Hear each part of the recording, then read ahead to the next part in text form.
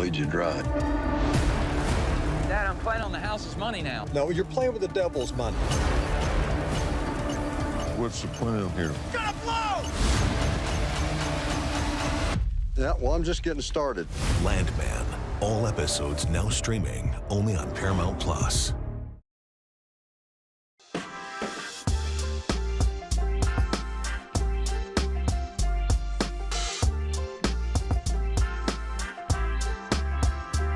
Good morning and happy Friday, everyone. We're now on day 16 of the World Cup. Half the teams have completed the group stage. 19 have punched their ticket to the knockout rounds. 8 have been eliminated, and there's still plenty more football to come today. So with that, welcome into Morning Footy, 48 Nations, presented by Geico. It feels good to Geico. I'm your host, Hannah Cash, alongside JD Dyer, Jen Beattie and Chris Whittingham. Guys, how are we? We're well into the World Cup now. Jen, you've got your Colombian yellow on. You're looking good. How are you? Well, Scotland are on a 5% chance to get out, so I decided to rock a Colombian shirt today. So you're I'm great. How are you doing? A few days off? Few days off, Yeah, little rest feeling and recovery, yeah. You're looking well chipper this morning. You're having a grand old time on this Friday morning. She switched allegiances already. Again, this is the third nation I've seen you in now. This is now Messi. I just want to say, now you're part of this one. My nation isn't in the World Cup. Poland. Okay. So that means that you can just switch as to how you feel. Yeah, I can just rock with whoever I want to. And of course, it seemed fitting to go with Messi this week. So I had to put on the Leo Messi shirt. You've also got your Colombian shirt on. Yes, indeed. This is the classic centenary shirt, which is a beautiful shirt. I appreciate that you've gone for your Colombia jersey as well. I'm rooting against all of the teams that could take the spot of World Cup in this World Cup from Scotland in spirit. So we're putting together a guide before the program of the teams that we need to root against today. Nice. Yeah. Well, here on Morning Footy every Friday we like to wear a football shirt. Seems because it is the World Cup, we would wear an international shirt. Here we go. JD clearly didn't get the memo. I just want to be an influencer like you, Hannah, where I get all these shirts sent to me. Cause I didn't quite understand. I forgot it was Friday today, so I just. Is that Oakland Roots? Oakland Roots. Oh, nice. I get a little bit of I get a pass now. That's a good one. See? Yeah, that's what I'm saying. A very nice shirt. Colour coordinated too. How are Oakland Roots doing in the World Cup? Great. Shout out to the Bay Area. All right then, everyone. We've got so much football action to get to, so why don't we dive in straight into Group D of the World Cup. So here is how the standings are currently looking after all 4 nations completed their group stage. Despite USA's loss versus Turkey, they won the group and will face Bosnia and Herzegovina in the round of 32. Australia and Paraguay played out a 0-0 draw, which sent Australia to the knockout and Paraguay with a 99% chance.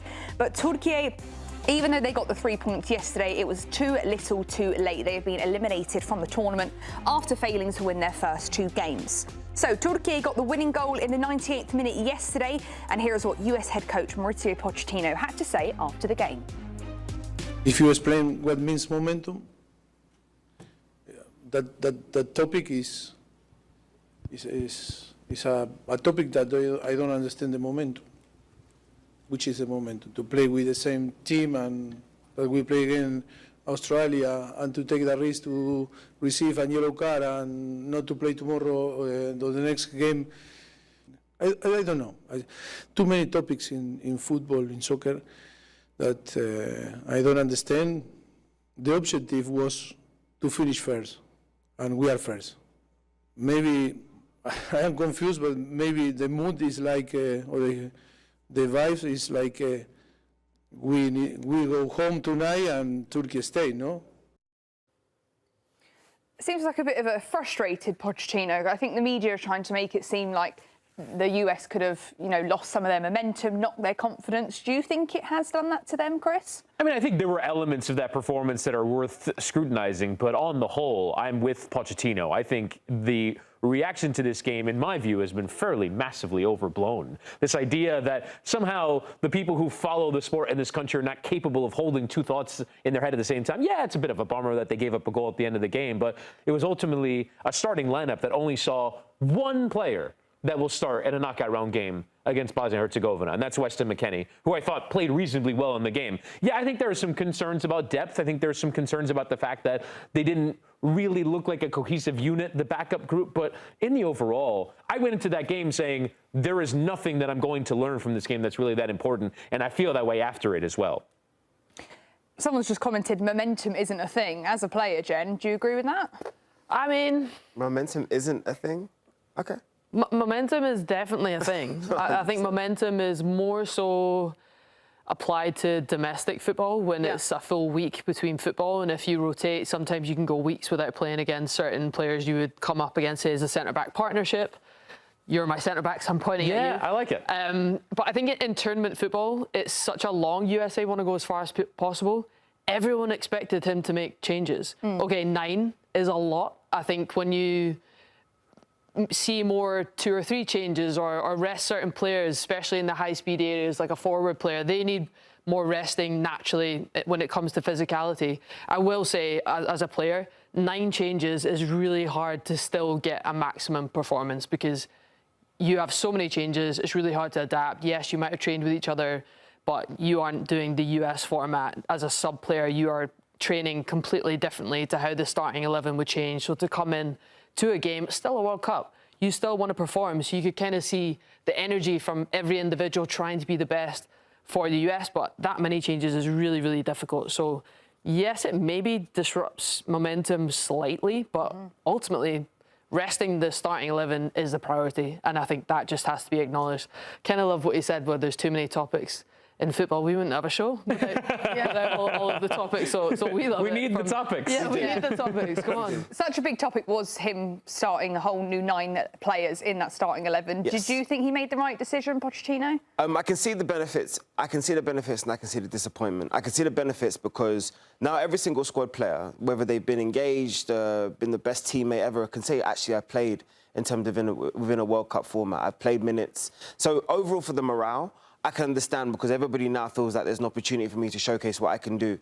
And if I was given the opportunity to do so and I played really well, then at least I can knock on the manager's door and let him know, hey, I feel like I can add value here, or maybe I should be considered in terms of starting. But I think what you saw there was what was expected. I think within the tournament, at some point, you were going to have to rest a lot of what Jen was alluding to, the players that are having to go and sprinting and putting a lot of pressure on their body because, let's be honest, a lot of these players have played 50-odd games already this year. And so managing them throughout a tournament, now that's already been expanded, is going to be super important. So I think what it did the positive of it, kept all of the players engaged because now everybody is featured at a World Cup, but then it does the adverse as well, which is everything about momentum.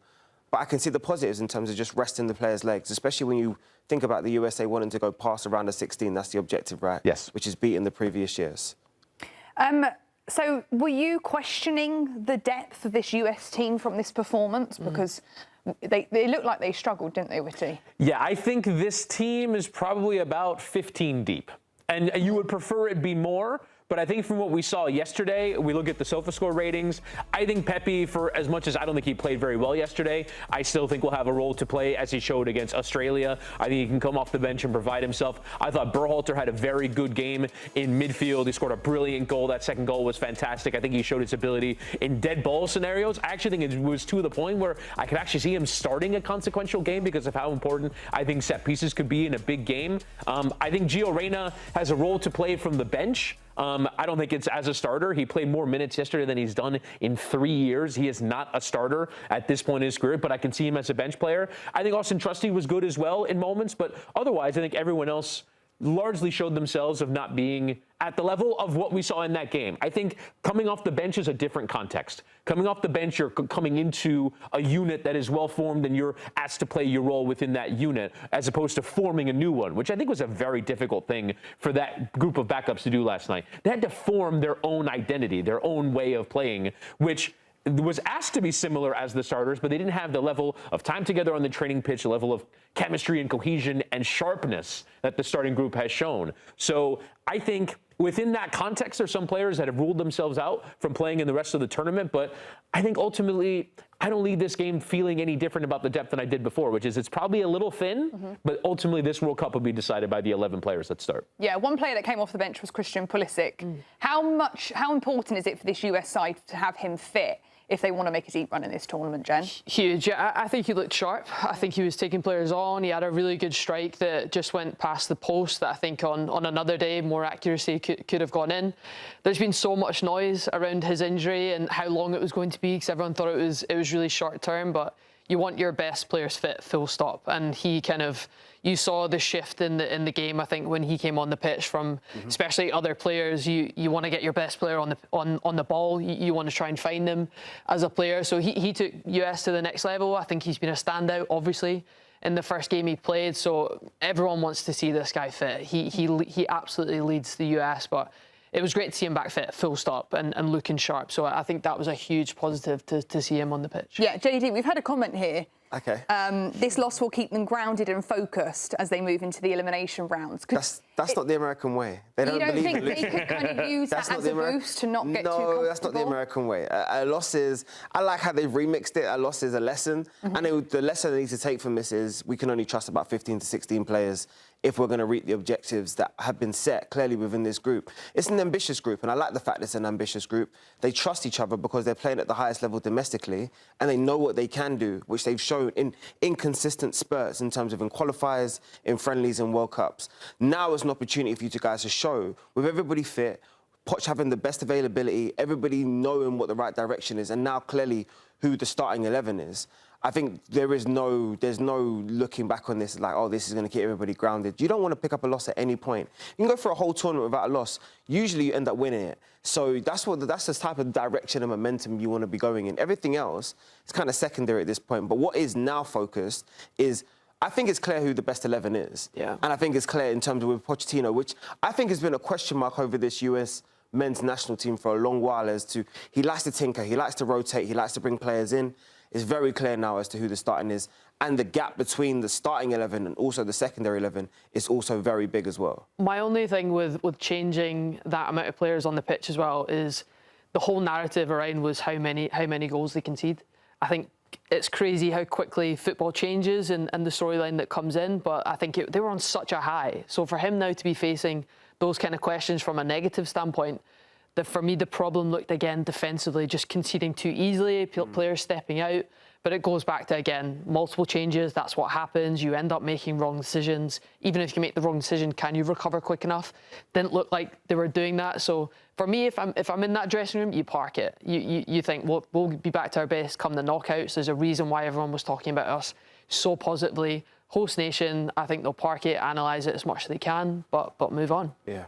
They're playing Bosnia and Herzegovina, though, next Wednesday, aren't they? It's confirmed in the round of 32. What do you think Bosnia will take from the Turkey?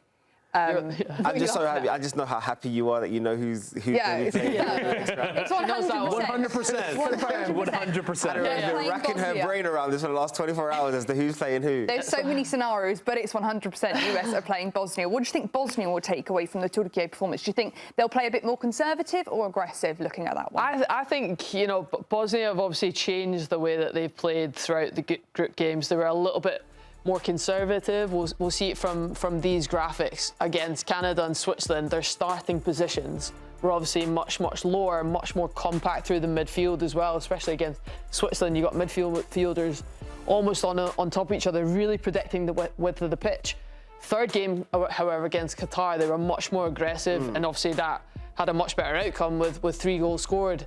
I think if you're a player like Dzeko, the players running in behind, that kind of stretched Qatar much more, but I still think they'll go conservative is my honest answer. I think up against players like Balogun, obviously if he's back in the starting lineup for Bosnia, you want to protect the win first and foremost. You want to start conservative. You're coming up against the US in the US. That is a huge game, and I think they'll want to grow into it. I think if they would kick themselves if they started too high, went for it, and all of a sudden went 2 goals down, and then all of a sudden you're chasing a game, and I can't see that happening. So I honestly think they'll play a little bit more defensively, work their way into it, and then know that they've got attacking players that can go in and hurt. This is where, though, I think the game can be a little bit of a red herring, because I think if you were to take a lesson from the Turkey game, it would be to challenge the U.S. actually in a more aggressive way, because I think in the first half, when it felt like Turkey overran the U.S., it was because they were getting after them. They had 6-7 players in the attacking half of the pitch going and pressing the U.S. to try to make it uncomfortable for them to play. The thing is that I do think that the defenders that will start against Bosnia have more of the quality to play through that pressure, play around that pressure, as they have shown at times through this tournament. So I think if you're going to learn a lesson, it would be from the first 2 games. I still think that the best way to attack the U.S. is to attack the U.S. That I think we saw Australia and Paraguay try and sit in a low block, and not only did the U.S. score early, they scored often. So I think if I were them, I would be thinking about how can I attack them? How can I make them uncomfortable? Because I still think if you sit back, you are playing into the hands of Tim Ream, who's very good from a passing standpoint, but not very good from a covering space standpoint. And I think they have enough quality and enough ideas in the final third to break down a low block. So I would be thinking about a little bit more of an aggressive posture, but you kind of have to measure it against, as you say, that feeling of going against the host nation and against how good the U.S. have been in some of these matches. It just depends on how Bosnia can impact the game early, because everything that Chris is alluding to, the US have started every match really sharp. First 15, 20 minutes, trying to capitalise on the lead. How they handle the transition is going to be really important, because for the first time, they don't have a forward who wants to stretch them. Dzeko, who's going to want to link play and especially get some of those exciting young players that he's got around him with the energy and the legs to go past him. So watch how they handle the transition. Tyler Adams' performance and his awareness in that game has got to be super on point, because he's going to have to deal with a lot of the runners that's coming from midfield that Bosnia have been effective in, especially in their second two games rather than their initial game. So watch how they contain the space, but also watch how they spring into it as well. And in the US, you have to have the confidence that they have the better 11, and that's the most important thing going into it. Yeah, US winless in 11 matches now against European competition. So there's a put an end to that one next Wednesday when they take on Bosnia. That's 100% confirmed. Everybody, we're going to be taking a quick break here on Morning Footy. We've got much more 48 Nations coming up on the other side. At the start of every year, I find myself wondering again, constantly questioning life's mysteries. Could I make it in the UFC octagon? When Jeff Probst asks survivors, ready? Do they ever want to say no? Has Dexter ever considered meditation? Will Beth and Rip make it last on the new series Dutton Ranch? If not, Rip, call me. Stream new series and returning favorites, plus huge events. It's going to be the biggest year yet. Welcome to the Running Man. The rules are simple. Survive 30 days. But the entire nation is hunting you down. The grand prize, $1 billion! Win this game. Change your family's life forever. Hunt him down! People will sell you out in a heartbeat. What is happening? Welcome to the Running Man. I'm back. I'm really back. Why am I here? I'm not dead, right? Disruption on this campus will not be tolerated. If I look crazy, it's because that's how I feel.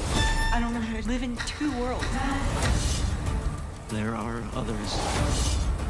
But they're not like us. We need to get out of here now. Open your eyes. Paramount Plus has a mountain of movies. Wow. New movies. Timeless movies. Guys who are running out of time movies. So get in on the latest blockbusters. Trust me. And relive the moments that get you every time. And that's all I have to say about that. A mountain of movies, now streaming on Paramount Plus. This is European soccer's biggest stage. Written in the stars! What a difference she has made! The question is, can you handle it? Tell me, can you handle it? The crowd here feels electric. Stream every match of the UEFA Women's Champions League on Paramount Plus. I lost my dad and my aunt. What aren't you telling me?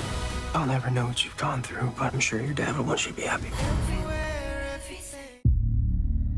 I will not lose the company that my husband started. I want success. Get it for me. This business will bleed you dry. Dad, I'm playing on the house's money now. No, you're playing with the devil's money. What's the plan here? Gonna blow! Yeah, well, I'm just getting started. Landman. All episodes now streaming only on Paramount Plus.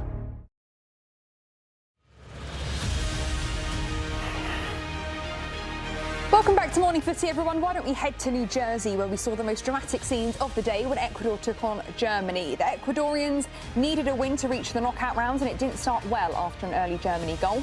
The South Americans responded, though, scoring their first 2 goals of the tournament, including a Gonzalo Plata game winner that sparked emotional celebrations at MetLife Stadium from the pro-Ecuador crowd. Instead of going home, the Ecuadorians are moving on to the round of 32. So despite the shocking loss versus Ecuador, Germany finished in first place of Group E. Cote d'Ivoire's 2-0 win over Curaçao was enough for the Elephants to hold on to second place and make it to the knockouts of a World Cup for the first time in nation's history. Then, thanks to Ecuador's win, they are going to the round of 32 as they guaranteed to rank among the 8 best third-place teams. So they beat a strong German side 2-1, and this is what head coach Julian Nagelsmann had to say after the game. We would have liked to have won, but that wouldn't have been deserved today, so you have to accept it. The important thing is that we bring a bit more patience into the mix. And win on Monday. That's the key. We're not packing up our tent or calling it quits just yet. So that's what he had to say after the game. And these are the opponents, the most likely opponents in the round of 32 for these teams in Group E. It's your favourite part, Hannah. My favourite part. So per The Athletic, Germany are most likely to play Paraguay at 99%, but there is a small 1% chance that they play Scotland or Sweden. Wow. Come on, Scotland. Come on, Scotland. Let's go. Cote d'Ivoire are looking likely to play Norway with an 83% chance, but there is potential for them to play France. And then Ecuador are most likely to play Mexico with a 71% chance.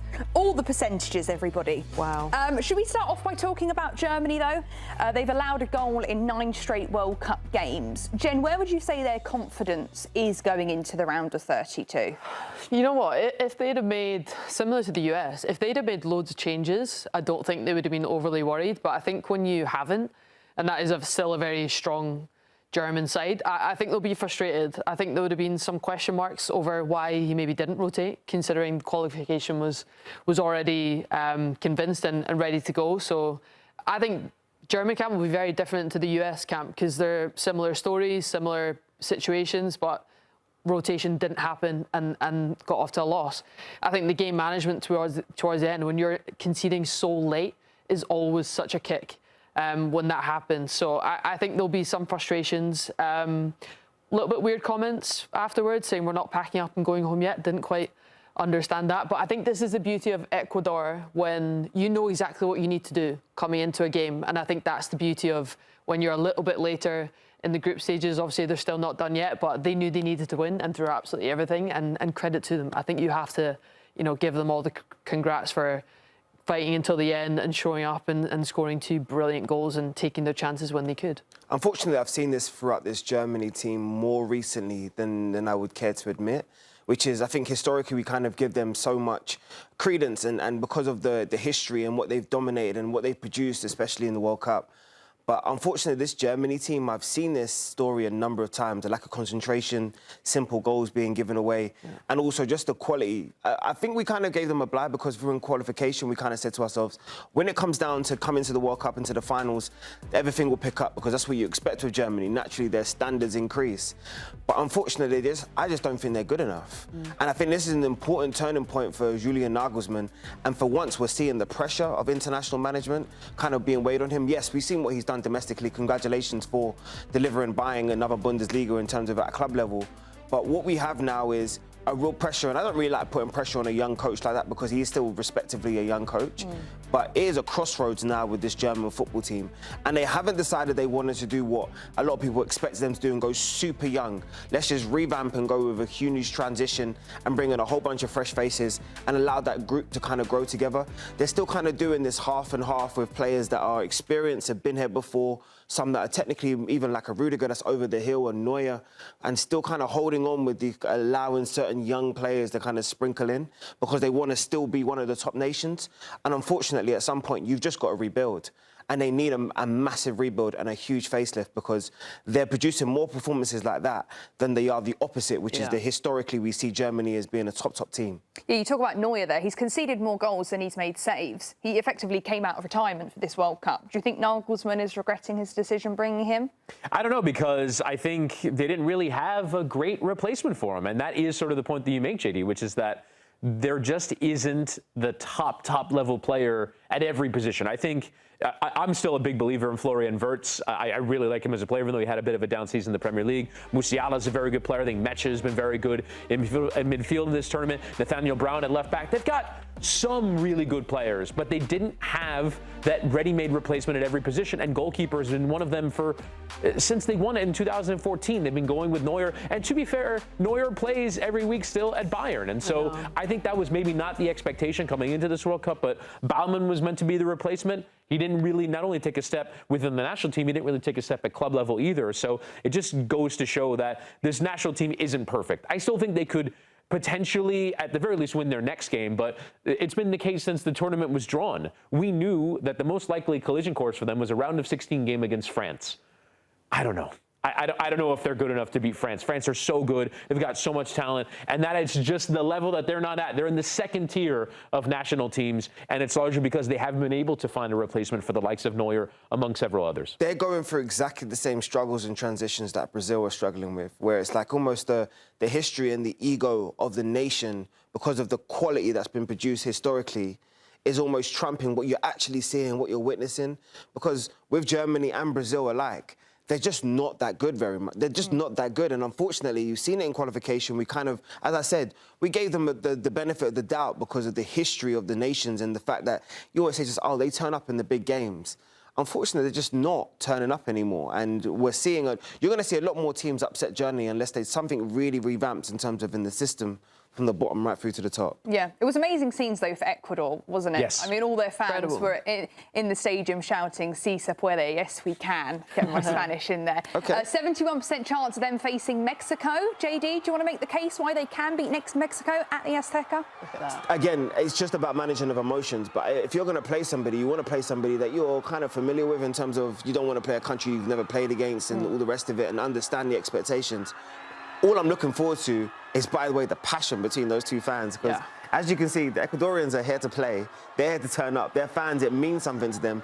And the Mexicans, I've always said, they are almost the low-key, the heartbeat of the competition because of the culture and what football means to them. But scenes like this is why I love the World Cup, because I'm going to anticipate as a father and son, or at least a difference in generation, maybe 3 in there, and watching them all unify together and cry over football is exactly why everybody falls in love with this game and why the World Cup is the centre of the sporting universe right now.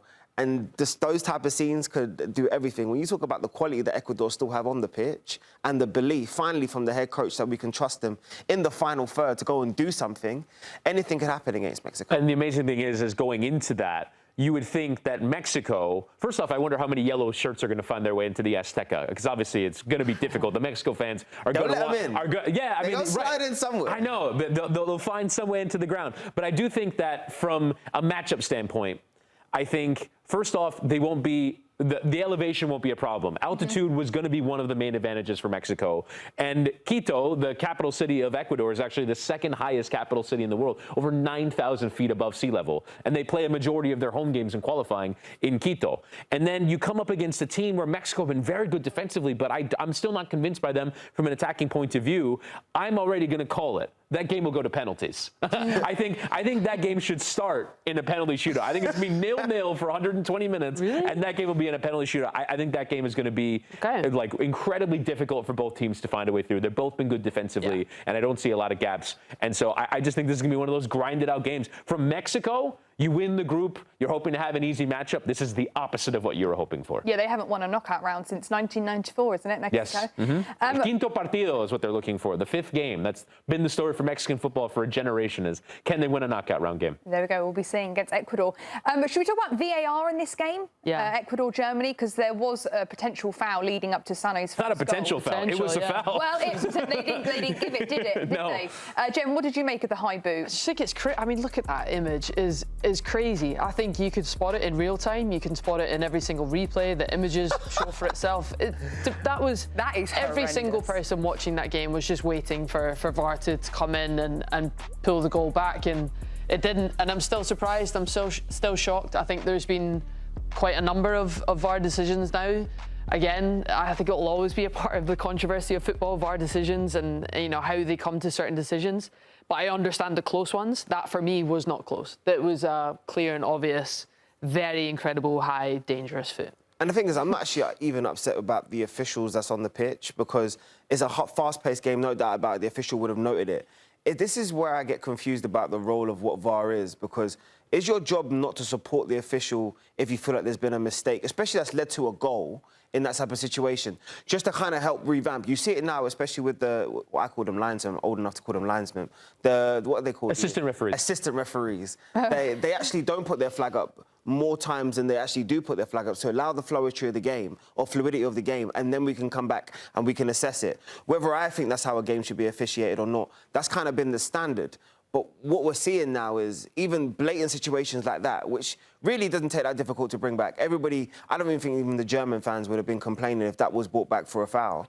I'm just not even being supported to the on-field officiants. So in my head, I'm like, well, what's your actual purpose if you're not going to actually support and override what's a clear foul the world can see? This is where the inconsistency starts to frustrate everybody. I'm talking hypotheticals now, but imagine they don't win the game. And that goes down as a draw and they don't get out the group. And, you know, that's when that would have been an even bigger uproar. But thankfully they did win the game and they're out, and credit to them. But imagine they didn't. And you see that led to a goal that you conceded. You'd be absolutely fuming.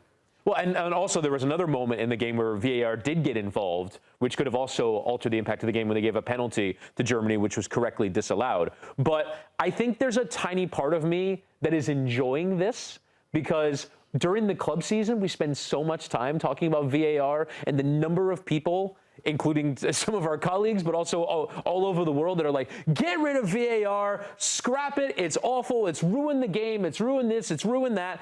And here it is. We get to the World Cup. They've been very minimally involved in the games. They're saying, we're not going to get involved. We're not going to have long checks. We're not going to have long reviews. We're just going to let the game go on. We let the game go on, and everyone's here going, where is VAR? How come it's not here? You need to get involved more. If you're going to be there, turn up and at least do your job right. Right. But what I'm saying is, there's no point in me sitting there complaining about it, but then I'm complaining about the time, I'm complaining about how long it takes, I'm taking about the emotion you take out of the game. Like, for example, how long it took to confirm that Alex Freeman had scored his first goal at a World Cup. Yeah. I understand. That's my frustration. You're taking the emotion out of it.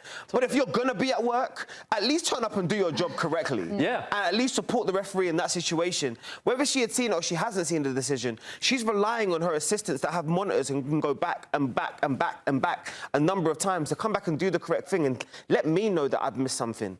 You haven't done anything to support her, and that, for me, is the frustrating part, because then all of a sudden the conversation switches again. What's your presence? What's your role, VAR? Make it very clear what your job description is and do it. Yeah, we even saw it in the England-Ghana game, didn't we? We've seen it multiple times over this World Cup so far. And there'll be more implications when we get to the knockouts, because teams will be going home potentially because of those refereeing decisions. All right then, everybody. So Germany, Ecuador and Cote d'Ivoire into the round of 32. That's everything you need to know there. We've got much more Morning Footy coming up after this short break.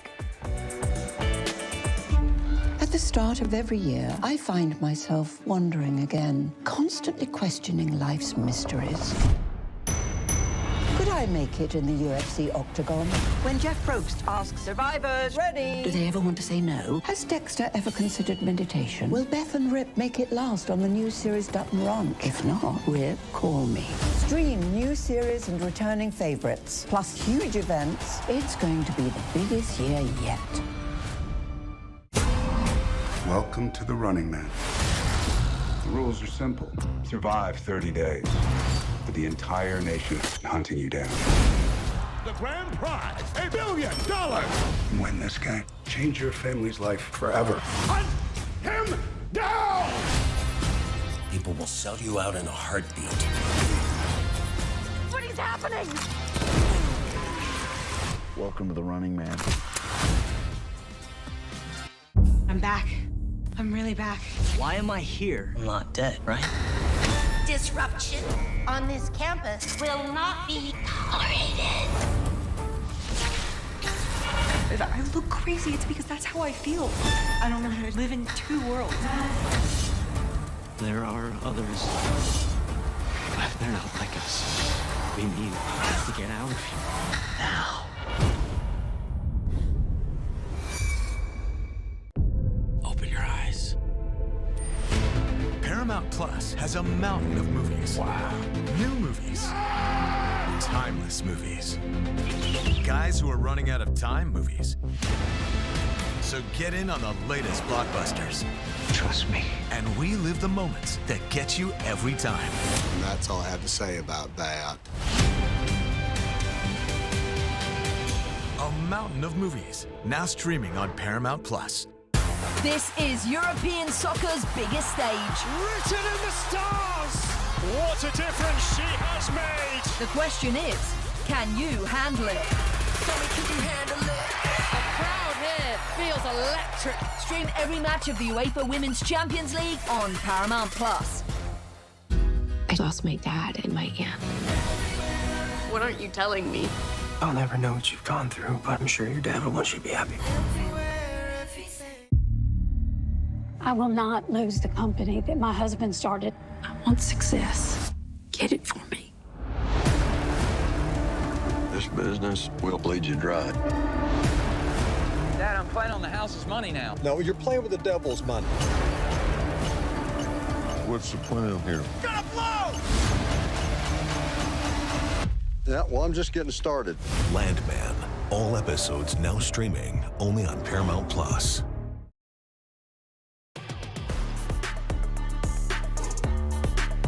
Welcome back, everyone. So here is how Group F looks after all four nations played their last group stage game yesterday. Netherlands finished top of the group with an easy 3-1 win over Tunisia.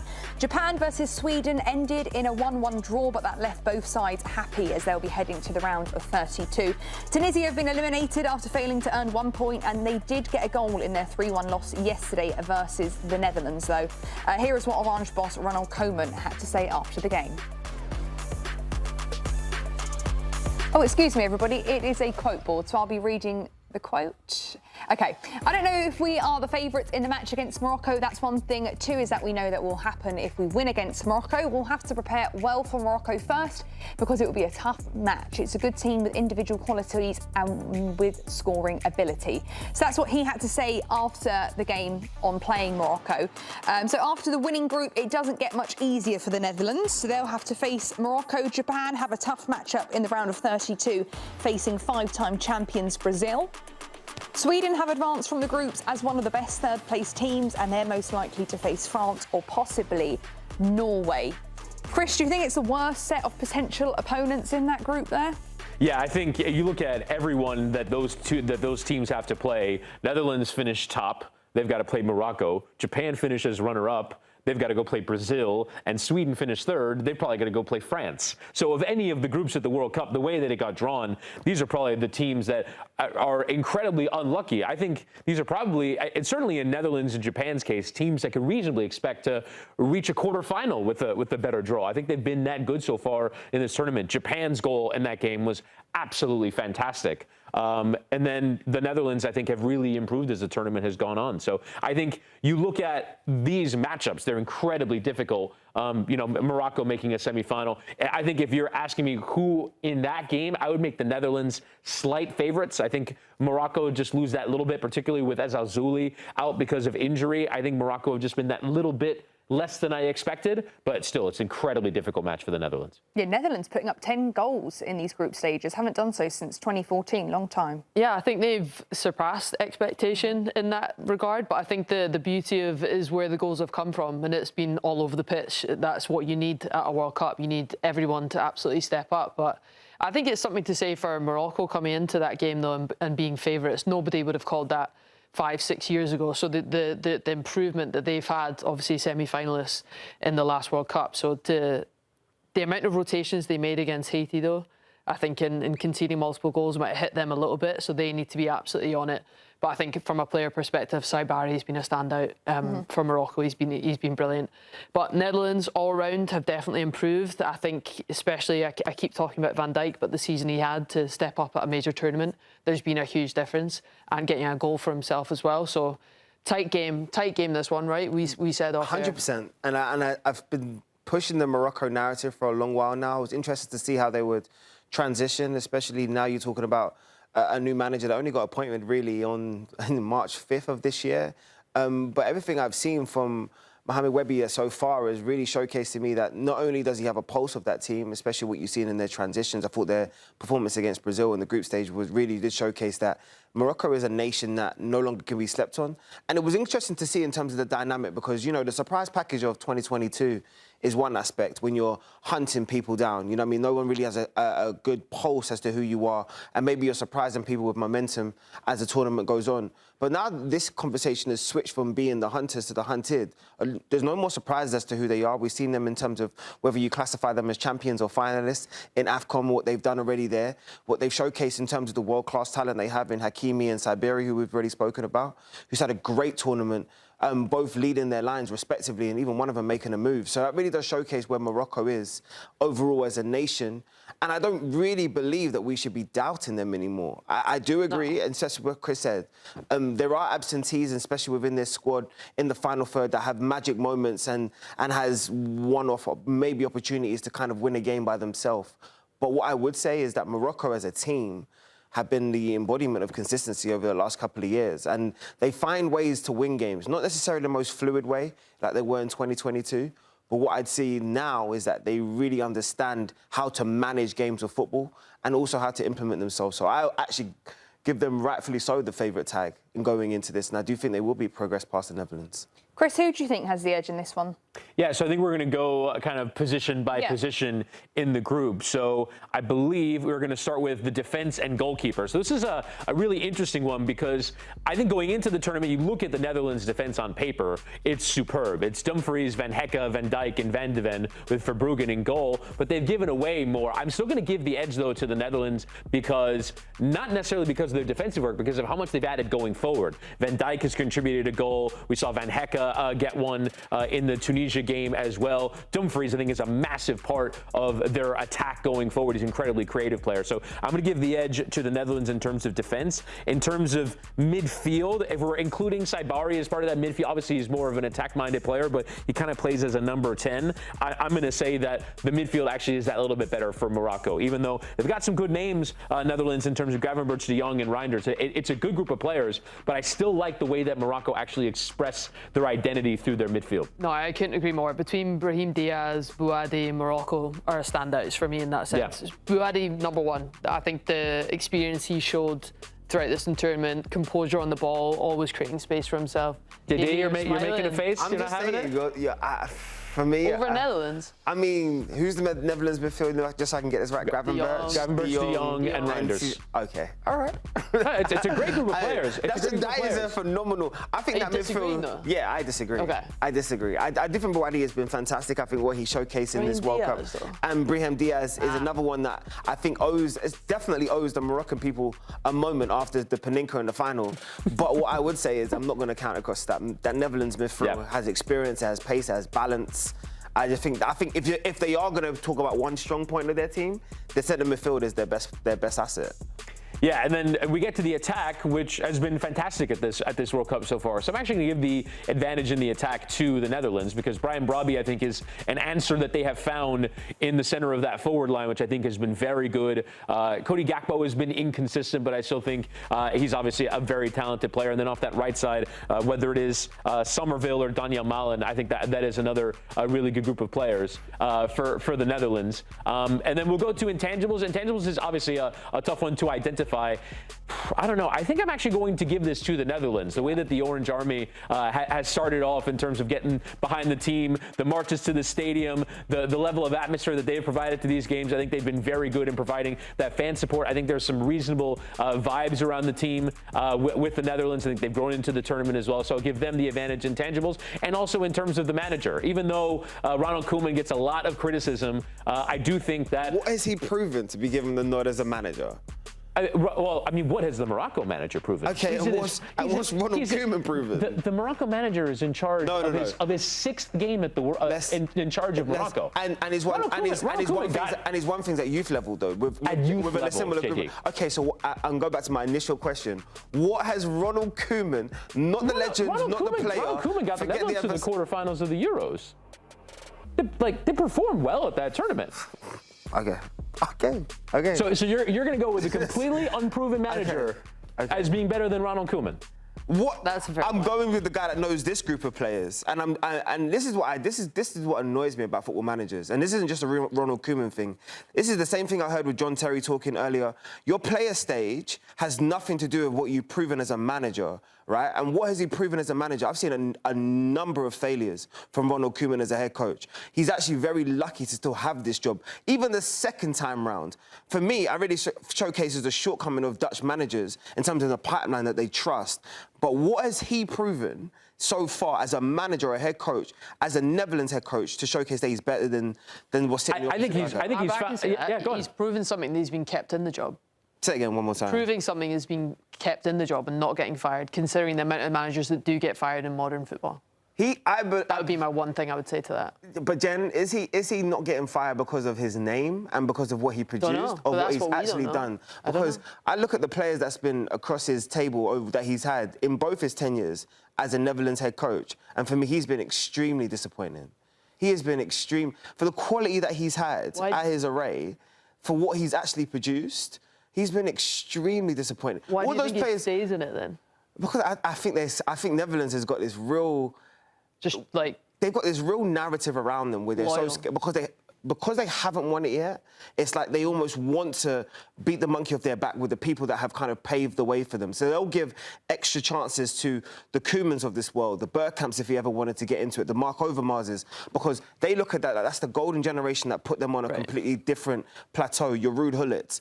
But I ask myself, so if I'm taking you individually as some of those people, what have they done from a coaching perspective? Ronald Koeman is very lucky. He's very, very lucky for what he's produced. Well, we will be seeing Netherlands taking on Brazil, everybody in the round of 32. We are going to be taking a quick break here on Morning Footy. We've got much more 48 Nations coming up on the other side.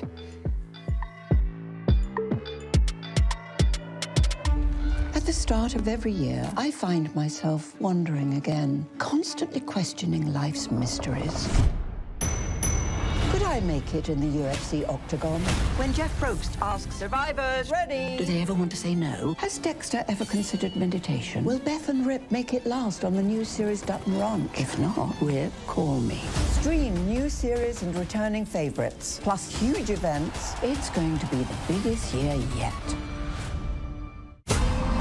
Welcome to the Running Man. The rules are simple. Survive 30 days. But the entire nation is hunting you down. The grand prize, $1 billion. Win this game. Change your family's life forever. Hunt him down!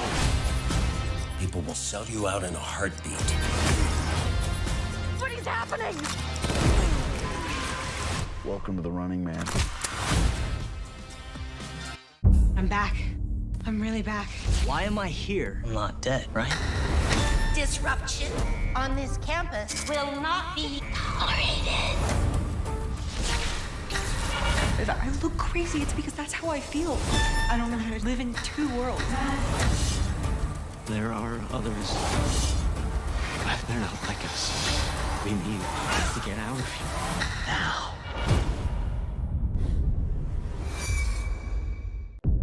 Open your eyes. Paramount Plus has a mountain of movies. Wow. New movies. Timeless movies. Guys who are running out of time movies. So get in on the latest blockbusters.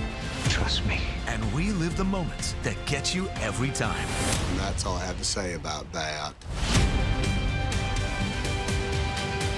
A mountain of movies. Now streaming on Paramount Plus. This is European soccer's biggest stage. Written in the stars! What a difference she has made! The question is, can you handle it? Can you handle it? The crowd here feels electric. Stream every match of the UEFA Women's Champions League on Paramount Plus. I lost my dad and my aunt. What aren't you telling me? I'll never know what you've gone through, but I'm sure your dad will want you to be happy. I will not lose the company that my husband started. I want success. Get it for me. This business will bleed you dry. Dad, I'm playing on the house's money now. No, you're playing with the devil's money. What's the plan here? Gotta blow! Yeah, well, I'm just getting started. Landman. All episodes now streaming only on Paramount Plus.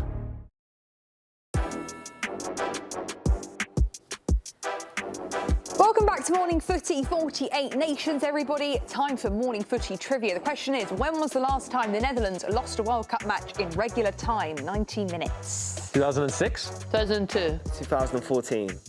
And the answer is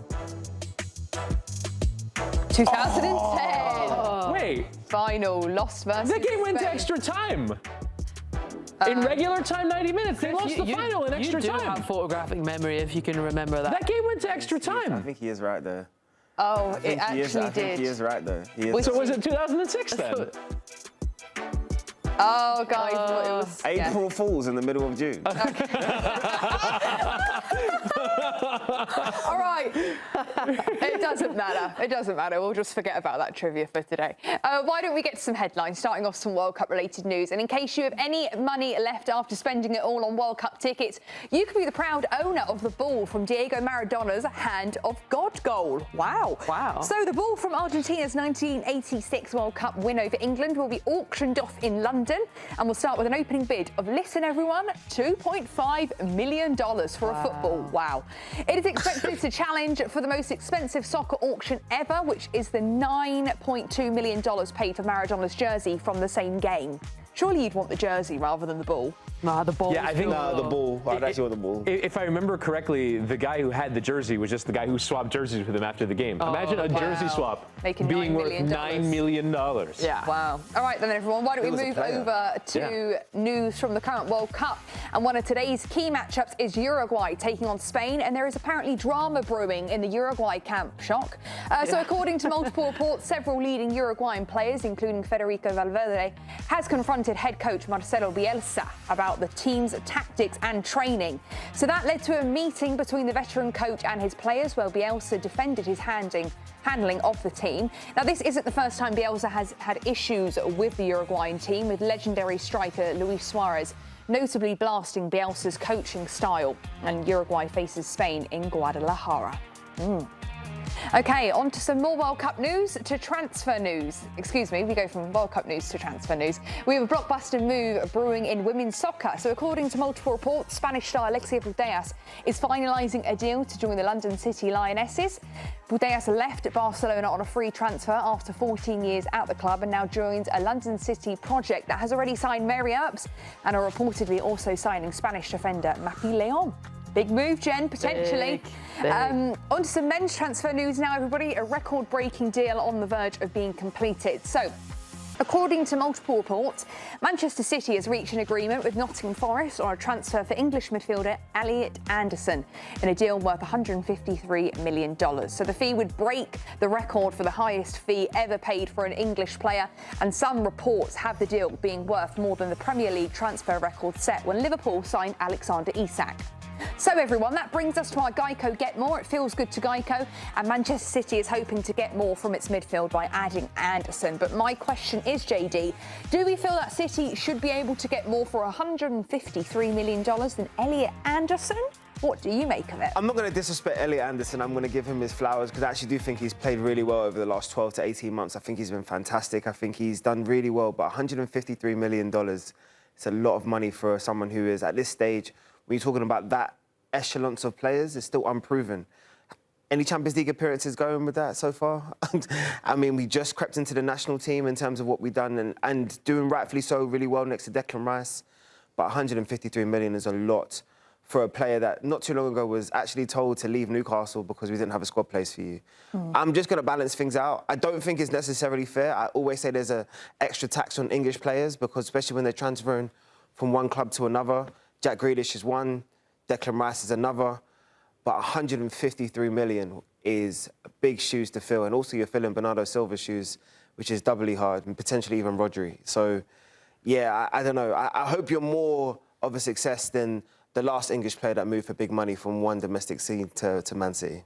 Yeah, I mean, you look at, we showed the list of the midfield players and the prices, starting with Paul Pogba a few years ago from Manchester United, all the way to Declan Rice, Moises Caicedo, Enzo Fernandez. I am fascinated by this position being the value position in major European football. At this level, we're talking, 9 figures. We're talking about some of the most expensive transfers, and it's holding midfield players who don't really add a lot in the way of goals or assists. They're impactful players in establishing the tone in midfield, which we always talk about. We always talk about midfield battles. Who's going to win the midfield battle of a game? But it's not really the position that we really watch football for. When you watch football, you're talking about the players that create the goals, that create the assists, but dominating in the middle of the park is still really important. And clearly, the biggest clubs are placing an enormous value on getting one player that can really dominate in that area of the pitch, because otherwise we wouldn't see transfer fees like this. I mean, Enzo Fernandez had his record high in terms of his career for assists last year. Declan Rice did the same. So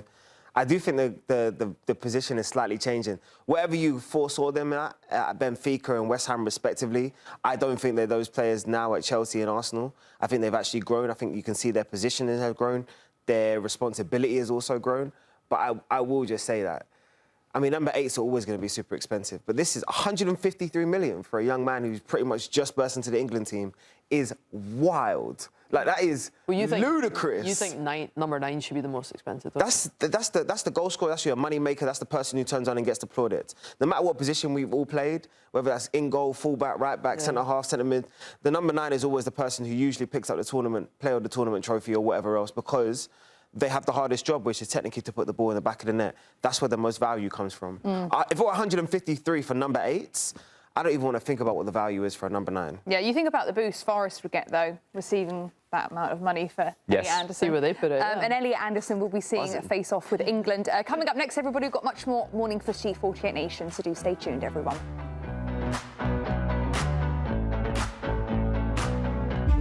At the start of every year, I find myself wondering again, constantly questioning life's mysteries. Could I make it in the UFC octagon? When Jeff Probst asks survivors, ready? Do they ever want to say no? Has Dexter ever considered meditation? Will Beth and Rip make it last on the new series Dutton Ranch? If not, Rip, call me. Stream new series and returning favorites, plus huge events. It's going to be the biggest year yet. Welcome to the Running Man. The rules are simple. Survive 30 days. But the entire nation is hunting you down. The grand prize, $1 billion. Win this game. Change your family's life forever. Hunt him down! People will sell you out in a heartbeat. What is happening? Welcome to the Running Man. I'm back. I'm really back. Why am I here? I'm not dead, right?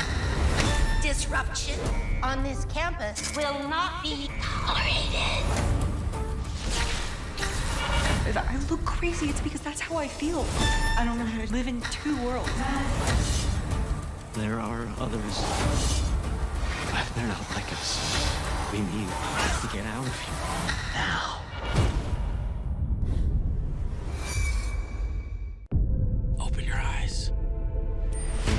Paramount Plus has a mountain of movies. Wow. New movies. Timeless movies. Guys who are running out of time movies. So get in on the latest blockbusters. Trust me. And we live the moments that get you every time. And that's all I have to say about that. A mountain of movies, now streaming on Paramount Plus. This is European soccer's biggest stage. Written in the stars! What a difference she has made! The question is, can you handle it? Can you handle it? The crowd here feels electric. Stream every match of the UEFA Women's Champions League on Paramount Plus. I lost my dad and my aunt. What aren't you telling me? I'll never know what you've gone through, but I'm sure your dad will want you to be happy. I will not lose the company that my husband started. I want success. Get it for me. This business will bleed you dry. Dad, I'm playing on the house's money now. No, you're playing with the devil's money. What's the plan here? Gotta blow! Yeah, well, I'm just getting started. Landman. All episodes now streaming only on Paramount Plus.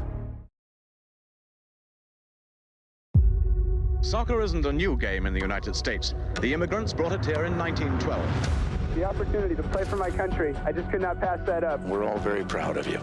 Not everyone is aware of what happened in important historical moments for American soccer. I was the kid that shouldn't have made it. Kid from Nacogdoches, Texas. Clint Dempsey Doodle. Kind of one of those things I wasn't going to be denied. People criticize me often. You can't take it seriously. It's the USA. But I get to have that attention because I'm good. We were carrying the weight of American soccer on our shoulders. I'm gonna put it shot. Probably unfair to 20 guys. When he looks at you, he looks like he wants to kill you. And I have respect for that. It's about how much are you willing to give to win. Heavy is the head that wears the crown. The USA has realized its dream. Dempsey threw the ball away! What can this kid do? So if you're looking for a series to watch during this World Cup, Paramount Plus has 3 must-watch soccer documentaries. Pulisic, a 9-part docuseries which gives you behind-the-scenes look at the life and journey of US star Christian Pulisic. It joins You Don't Know Where I'm From, Dog, which tells the story of Clint Dempsey's rise from a small town in Texas to becoming one of the most influential players in US soccer history. And finally, Billion Dollar Goal, a 3-part docuseries focused on the goal that changed the course of American soccer forever. You can stream all 3 documentaries exclusively on Paramount Plus. Everybody, we're going to take a quick break, but coming up next, we've got much more Morning Footy 48 Nations. At the start of every year, I find myself wondering again, constantly questioning life's mysteries. Could I make it in the UFC octagon? When Jeff Probst asks survivors, ready? Do they ever want to say no? Has Dexter ever considered meditation? Will Beth and Rip make it last on the new series Dutton Ranch? If not, Rip, call me. Stream new series and returning favorites, plus huge events. It's going to be the biggest year yet. Welcome to the Running Man. The rules are simple. Survive 30 days. But the entire nation is hunting you down. The grand prize, $1 billion. Win this game. Change your family's life forever. Hunt him down! People will sell you out in a heartbeat. What is happening? Welcome to the Running Man. I'm back. I'm really back. Why am I here? I'm not dead, right? Disruption on this campus will not be tolerated. If I look crazy, it's because that's how I feel. I don't know how to live in 2 worlds. There are others. But they're not like us. We need to get out of here now. Open your eyes. Paramount Plus has a mountain of movies. Wow.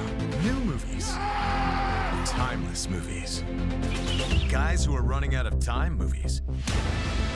So get in on the latest blockbusters. Trust me. And relive the moments that get you every time. And that's all I have to say about that. A mountain of movies, now streaming on Paramount Plus.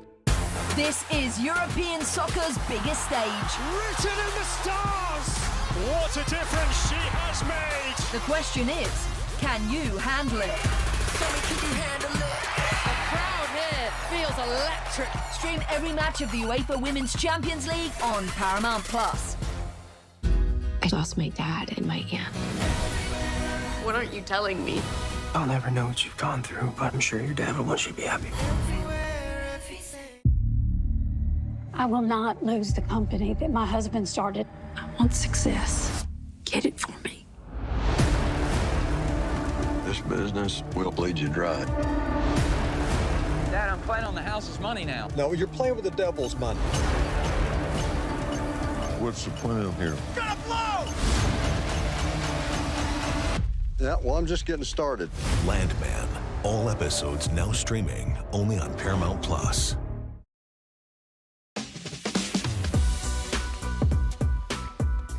Welcome back Back to Morning Footy, everyone. So tomorrow, the four nations in Group K are playing in their final match of the group stage. This is how standings look as of now. So if Colombia beat or draw with Portugal, they win the group. If Portugal beat Colombia, they win the group. And if DR Congo win versus Uzbekistan and Portugal lose, they could jump into second place. But listen, everyone, if Uzbekistan beat DR Congo, they earn a third place finish, but they are unlikely to go to the round of 32. Yeah, they'd have to win by 5 to make up the goal differential on at least Scotland. I was just let me know how that affects Scotland. You're rooting for Uzbekistan. Sorry, 1%. You're rooting for Uzbekistan. Period. End of. 1% to 2%. Yeah, to 2.5 maybe. Probably 0.5 now. According to The Athletic. Yeah. So let's talk about Colombia and Portugal. So much on the line here. Whoever wins the group. If it is a draw, Colombia will effectively win the group there. We saw Ronaldo get his brace against Uzbekistan. He kind of announced to everyone in the world, look, Messi isn't the only superstar playing in this World Cup. Are you expecting to see the same from him tomorrow? No. No, I think that was dependent on the opponent. I think Uzbekistan were an incredibly easy opponent. Colombia have proven a difficult opposition. I think their defense has been very good so far at this tournament. And I think this is, to me, a game between equals. Maybe a slight favorite to Portugal. Portugal have obviously that incredible talent at midfield, but Colombia as a collective, as a unit, have been as good as South America have had for several years now. And I think this is going to be much more like the kind of games we'll see from Portugal in the knockout stage. I think the first two games have been a different kind of game. I think now Portugal are going to have to prove it at a higher level. So no, I don't think he's going to get 2 easy goals and multiple other easy chances as he did against Uzbekistan. You nearly walked out. I'll let you go first. No, I'll let you go first. No, I mean, I'm agreeing from a defensive standpoint. I think there's a potential for Colombia to maybe have another humbling for Portugal, obviously getting multiple goals up against Uzbekistan. But I'm agreeing with you. I like Colombia from a defensive standpoint. Munoz with 2 goals as well from that back line. So I think collectively, I think they can make it really difficult for Portugal again. I think this game will be really tight. And if they do that over the course of the game, they know they have the talent. I'm waiting for their front line to really get going, though, from a Colombia standpoint. But defensively, I like them. I like them defensively. I will never take that away from them. I think they're so solid. There's a real compact and a pride also in defending that I definitely see with Colombia. But what the other aspect of it is, there's also this confidence in Colombia right now that they actually want to implement themselves in the final third and want to go and showcase that they can beat some of the bigger teams, so-called on paper historically. And I actually think that plays into Portugal's hand. I think what we're looking at is potentially 2 teams that really want to make a statement, first of all, and just showcasing as to where they finish and who takes control of the group. But more importantly, there was a lot of question marks around Cristiano Ronaldo, and I thought I saw an adjustment, which is like one of my favourite things to see from coaches. When I see someone like Alberto Martinez, who's obviously he's done what he's done at both national level, international level, domestic level, whatever you want to see, but still wants to make adjustments for his teams to allow his team to be successful. That was the first thing that I think was an encouraging sign for Portugal and how far they can go in this competition. Yeah, Ronaldo isn't the only storyline, though, is he? There's so many storylines coming out of this game. JD, do you want to give us your storyline to watch then? Well, when I was talking about those adjustments, I was talking about the fullback positions. What I finally saw was not only just Nuno Mendes and João Cancelo getting themselves into positions where they were impacting the game in the final third, but what they were allowing themselves to do was they all of a sudden became the width. We were asking for more in terms of from the wingers. I think the João Felix inclusion was very smart in terms of just allowing another dynamic for someone going in behind. Pedro Neto switched wings, which I think it gave another dynamic as well for Portugal in terms of a threat in behind. But most importantly, it's because you want to create overloads in the right positions. Ronaldo's runs in terms of in the box was highlighted a lot for the game, but there was a lot more patience in terms of it wasn't the urgency to feel like I need to get into the box as quick as possible. I noticed him utilising his brain and his facilities a little bit more. I'm not going to make Chris Whittingham any more upset. All I will say is, though, what that allowed in terms of with your fullbacks pushing on and your wingers pushing on, it allowed you to dictate possession more in the middle of the park. And they have a midfield trio that is as good as anybody you see in world football. So as long as Portugal understand where their strengths are and play to that, you will continue to see success for them. I think that does become difficult for Colombia. I think you're spot on. I think the easiest thing for defenders, no matter how good, is predictability. So if you're making those adjustments and changing things up, Colombia have to be on that, regardless of who plays where on each wing. You know, they have to be prepared for whatever Portugal throw at them. So I do like that, but I definitely think Colombia will be on it in terms of they'll have seen the adjustments that Portugal will have made coming into this matchup. What's your storyline to watch then, Jem? My storyline was Colombia's backline and Munoz and getting 2 goals and how they will adjust to JD from what he's saying. But I think they have been tight. They've only conceded 1 goal. So my storyline was, can they make it really difficult for Portugal again, which they've done so in the group games up against other.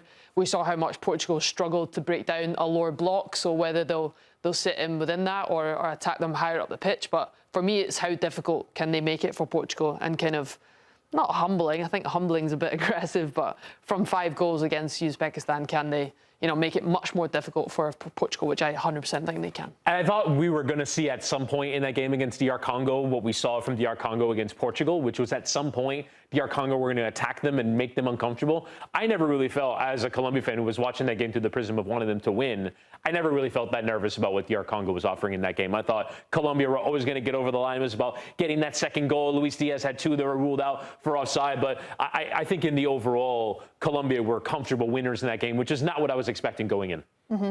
Storyline? Yeah, so for me, it's the number 10 for Colombia. It has been all tournament long. It's James Rodriguez. I think he is the one player that can really take Colombia to another level from an attacking standpoint. I don't think we've seen his best so far at this tournament. I think it's entirely possible that this was one tournament too many for him, because obviously he is now up there in years. He's been a longer time away from playing consistently at club level. But I still think, I went back and watched him at the Copa America in 2024. I watched some of their qualifiers. He is the player that, for me, adds the most to Colombia when they're at their best. The key passage, I think, is such an important figure, but the way that he can open up a defense, the way that he can play crosses in off that right side, the way that he helps dictate the play coming back into midfield, I think he is the one player that in a national team shirt reaches another level. But we just haven't seen it so far at this World Cup. Maybe the game will be more open as a result of Portugal attacking more than maybe Uzbekistan and DR Congo did. So maybe that plays a little bit more to his favor. But I think Colombia cannot reach their ceiling unless he delivers high-level performances. Do you think he's still the same player? Like, really? Like, not just, like, in terms of in name? I've already seen from Luis Suarez. I know what Luis Suarez and Lucho Diaz can bring. I already know who they are. But I'm surprised that you're still putting the responsibility on James Rodriguez at this stage of his career. It's because he does it in a national team shirt. I think, consistently game in, game out at club level, for Minnesota United, for Leon, for whomever, it doesn't matter. In the yellow shirt, he's still that guy. Or at least he has been that guy up until this tournament. So, yes, I am still relying upon him to do something significant if I'm Colombia. Game of fullbacks. Mendes up against Munoz. I can't wait for That's the one. That's the battle right there. Who's going to manage it? Munoz in the right back, Mendes in the left back for Portugal. Who's going to chance it? Who's going to take those moments? Who's going to read the game well enough to be able to jump out and really join the press or the attack? Munoz, we've seen it done so much in the World Cup so far, but will he do it knowing that if he leaves the space, that's the best Mendes can do it up the other end? The other thing, too, with Colombia is both fullbacks have gotten forward. Mojica is also joined in the overlap a fair bit to help with Diaz.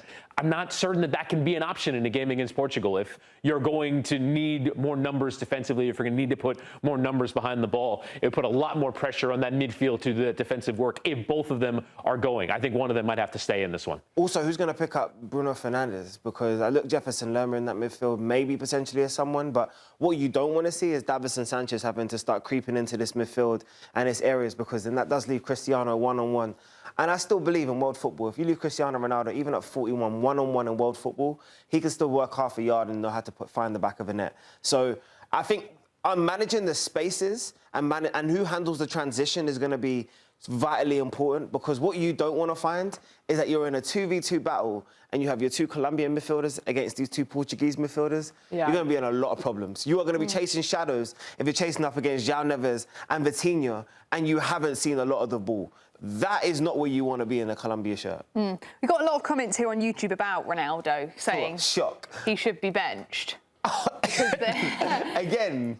And rest him for the knockout rounds. Do you not think we'll see that? They got to win the group. They got to win the group. If they think that he helps them win, which they do, then he has to play this game and they have to go for it, because I do think that the position of the draw that you're in, having won the group, is different than finishing as runners-up. So I think that this is an important game for both of these teams. Yeah, I mean, whoever wins the group. Should we bring in Buckets then? Whoever wants to put some bets on in this game, you can take some of his advice. Buckets, nice to see you. What have you got for us? Good to see you guys. I'm saying nothing about Ronaldo. Nothing good, nothing bad. I'm not rage baiting. I'm not getting involved in this conversation. I'm just reading the comments. I'm just reading what I'm seeing. Staying away from it. I do have 2 bets for us all. And us sports bettors are a very fickle group of people. We're very annoying. I'll say that, being one myself, because people respond to the last matchup like it is the determining factor for the next matchup. And that first match with Portugal, DR Congo, everyone bet on Portugal to win. Match ended in a draw. Then they played Uzbekistan, and everyone said, okay, Portugal's washed. They're not going to. Then they won 5-0. And now everyone's saying, oh, they're back. They're going to beat Colombia. And I don't really operate like that, but I see the lines move in that mindset. Right now, the sportsbooks don't have Colombia scoring in this game. I think they're good enough to get a goal. I don't know if they're good enough to win. I think Portugal is the better side, especially with that aggressive midfield. But both teams to score being at even money, plus 100, I think that's too good a value to ignore, because Portugal haven't been the best defensively, and even Uzbekistan almost had a goal in that matchup and had some decent chances. I expect this to be close, with Portugal having to press for 3 points and having to make something happen, forcing a response out of Colombia, which takes me to my second bet, which is just a good line here for me. I am a Bayern Munich fan. I will let my Bundesliga bias show on this one. Luis Diaz to score or assist is almost plus 250, plus 245 right now. He already has a goal contribution in that first match. He should have had multiple goals if Colombia could have stayed onside in that second matchup against DR Congo, but he's carrying his form from Bayern Munich to his national team. We know that he's capable of scoring, and we know what he's capable of doing off the ball, creating chances for the players surrounding him. Again, I don't think Colombia win this match outright, but both teams to score and Luis Diaz to score or assist being big plus numbers is something I'm going to take every time, regardless of the opponent. Lovely stuff. Witchy, you think Colombia will get a goal? Yeah, for sure. I really like Buckets' analysis there. Diaz at that price for goal or assist, fantastic. I think there is a slight, not overrating of Portugal, but I think maybe underrating of Colombia here. I think that this is a really good team, and that a draw suits them. I don't think they'll play for a draw. I think they'll play for the win, but I think a draw suits them, and I think they'll be in this game. I think they'll at least get a goal. Okay, everybody. Before we go to break, I think we're going to be taking a look at one YouTube comment that we have received. Oh, gosh. Regarding betting. Let's read it. The best bet for this game is Portugal money line. If Portugal win, we get a Messi versus Ronaldo quarter-final. Well, that presumes them going all the way to the quarterfinal. But yes, that puts us on the path, the collision course for Messi Ronaldo. What's the percentage per the Athletics? That'd be the most expensive ticket you ever seen in your life. I know people who have who foresaw this, looked at the draw, and they're sitting on those tickets in the hopes that it's Messi Ronaldo. I agree with you. It might even be more valuable than a potential final. Yeah. Do you think so? Be more expensive. It's the first time we've seen them over here as well. Yeah, that might be the most expensive ticket in football history. Buckets, will you be going to that one? Bet on that. Unless you want to pay me a $153 million contract, give me that little Man City special. I think I'm going to have to miss that one. Hey, so you trying to tell us you haven't been earning enough money out of all your bets this World Cup?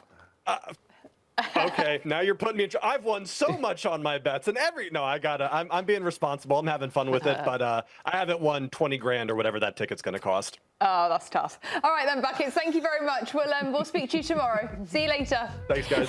Everybody, Colombia taking on Portugal this Saturday in the last game of their group stage, Group K. Do stay with us, everybody. We've got much more Morning Footy after this.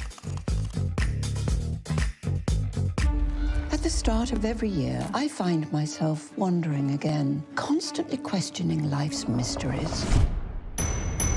Could I make it in the UFC octagon? When Jeff Probst asks survivors, ready? Do they ever want to say no? Has Dexter ever considered meditation? Will Beth and Rip make it last on the new series Dutton Ranch? If not, Rip, call me. Stream new series and returning favorites, plus huge events. It's going to be the biggest year yet. Welcome to the Running Man. The rules are simple. Survive 30 days. But the entire nation is hunting you down. The grand prize, $1 billion. Win this game. Change your family's life forever. Hunt him down! People will sell you out in a heartbeat. What is happening? Welcome to the Running Man. I'm back. I'm really back. Why am I here? I'm not dead, right? Disruption on this campus will not be tolerated. If I look crazy, it's because that's how I feel. I don't know how to live in two worlds. There are others. But they're not like us. We need to get out of here now. Open your eyes. Paramount Plus has a mountain of movies. Wow. New movies. Timeless movies. Guys who are running out of time movies. So get in on the latest blockbusters. Trust me. And relive the moments that get you every time. And that's all I have to say about that. A mountain of movies, now streaming on Paramount Plus. This is European soccer's biggest stage. Written in the stars! What a difference she has made! The question is, can you handle it? Can you handle it? The crowd here feels electric. Stream every match of the UEFA Women's Champions League on Paramount Plus. I lost my dad and my aunt. What aren't you telling me? I'll never know what you've gone through, but I'm sure your dad will want you to be happy. I will not lose the company that my husband started. I want success. Get it for me. This business will bleed you dry. Dad, I'm playing on the house's money now. No, you're playing with the devil's money. What's the plan here? Gonna blow! Yeah, well, I'm just getting started. Landman. All episodes now streaming only on Paramount Plus.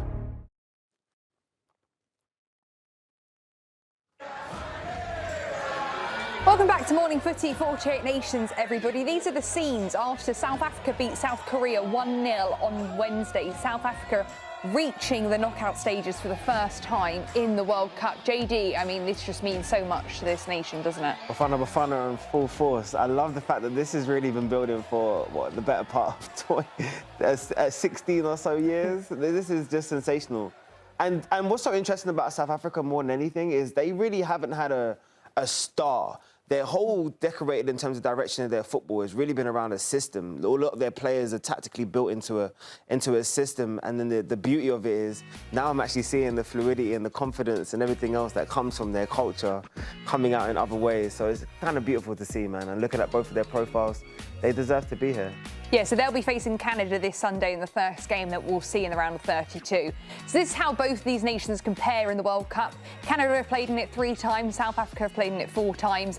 South Africa have had 3 wins, Canada only 1 win, and they're both appearing in their first ever knockout round of a World Cup. Who do we think the pressure is on going into this one, Whitty? Do we think it's South Africa or Canada? I still think it's on Canada, just on the basis of them being one of the host nations. They would have expected to have a deeper run in the tournament. They would have hoped that it would be in Vancouver as a group winner, playing back-to-back home games. Instead, they've got to go to Los Angeles. And I still think in the overall, I would suggest that Canada are probably a little bit better of a team, I would say, in terms of the players that they have in their squad. So South Africa, for them, on the basis of, never not having qualified as not a host nation for such a long time, for never having made the knockout round, that, and also how they started the tournament as well. They started shambolically against Mexico. So for everything that went against them up until their second group game, the fact that they're here is such a win. So anything from here, I think, would be a bonus. I think of any potential matchup they could have had in the knockout round, playing Canada is pretty damn ideal. But at the same time, I still think that Canada as a host nation would have expected to have done more. I'm loving this for South Africa. I think for your opening game to be in the Azteca against Mexico and to get another host nation, but obviously not as the extent of playing in the Azteca, that they won't be in Canada. So I fancy South Africa in this game. I do. I think Canada were underwhelming against Switzerland as well, and they didn't sit in the most aggressive press that we're used to seeing from Canada.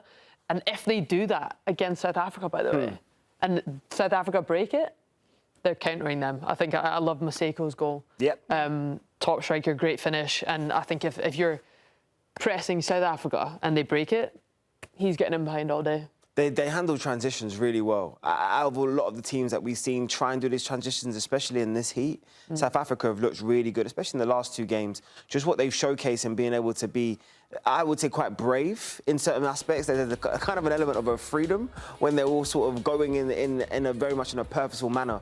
Now, what's interesting about it is when I look at Jesse Marsch, he is the type of person that his formations, he tries to put you into boxes and squeeze you and make you almost not be able to handle or not get out in transitions.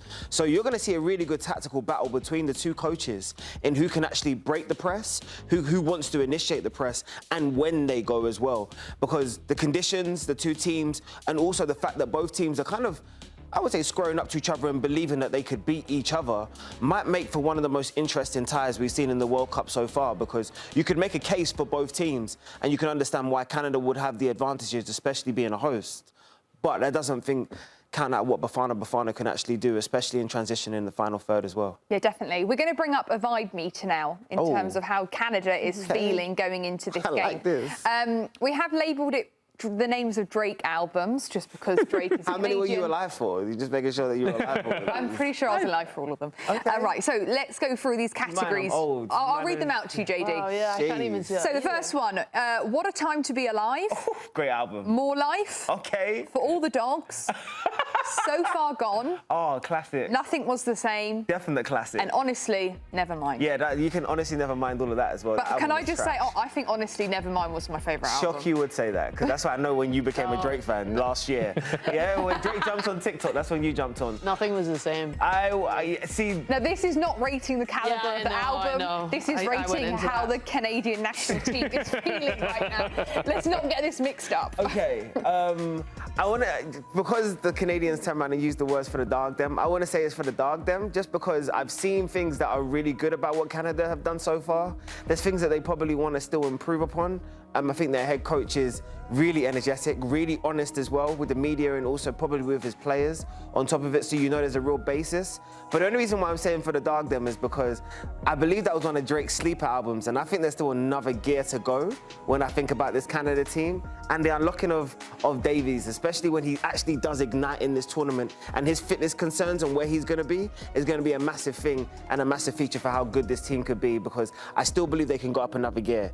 And that's how I kind of felt about that album for the Dogs then. Okay, lovely. You don't remember it though, do you? Because it was only last week. It came out, honestly, a year ago. I do remember. Okay, everybody, time to bring in athletic football correspondent Josh Cloke. Josh, I'm not sure how much Drake you know, how much Drake music you know, but on terms of where this Canadian national team is on a vibe meter, would you agree that vibes are kind of in the middle? Yeah, I'm not much of a Drake guy. I'm more of, if we're talking, important Canadian artists, I'm more of a Neil Young guy. Okay. And I would say the vibes right now for Canada, if we're looking for, records as comparables, I'd say Canada right now is feeling the way of Neil Young's 1976 record, Long May You Run. Nice. Like this Canadian team really believe that they're just in the middle of their World Cup run. And it's interesting, like you talk about the vibe check. Every Canadian soccer writer who gathered before the tournament, we all kind of came to the same conclusion. This team feels like they're going to get 4 points in the group stage, right? If you had gotten, 4 points with a loss to start, then a draw, the win, the vibes would be off the charts. But the trouble is Canada is entering the knockout round with a loss, whereas South Africa is coming in with a win. So the vibes can't really be squared right now. And I think it took a lot of effort from players yesterday to remind the media, hey, everyone, we're still in the knockout round. We're good. Like, we still accomplished one of our biggest goals, which was to get out of the group. So I think it'll take another few days to just for Canadians everywhere to be reminded of what an accomplishment this is, because right now the vibes not as good as they would have been had they finished the group stage with a win or a draw. Josh, how big of a loss of playing at home do you think this will be for the Canadian team, or do you think that's a little bit blown out of proportion? No, I don't. I actually think it's a massive loss.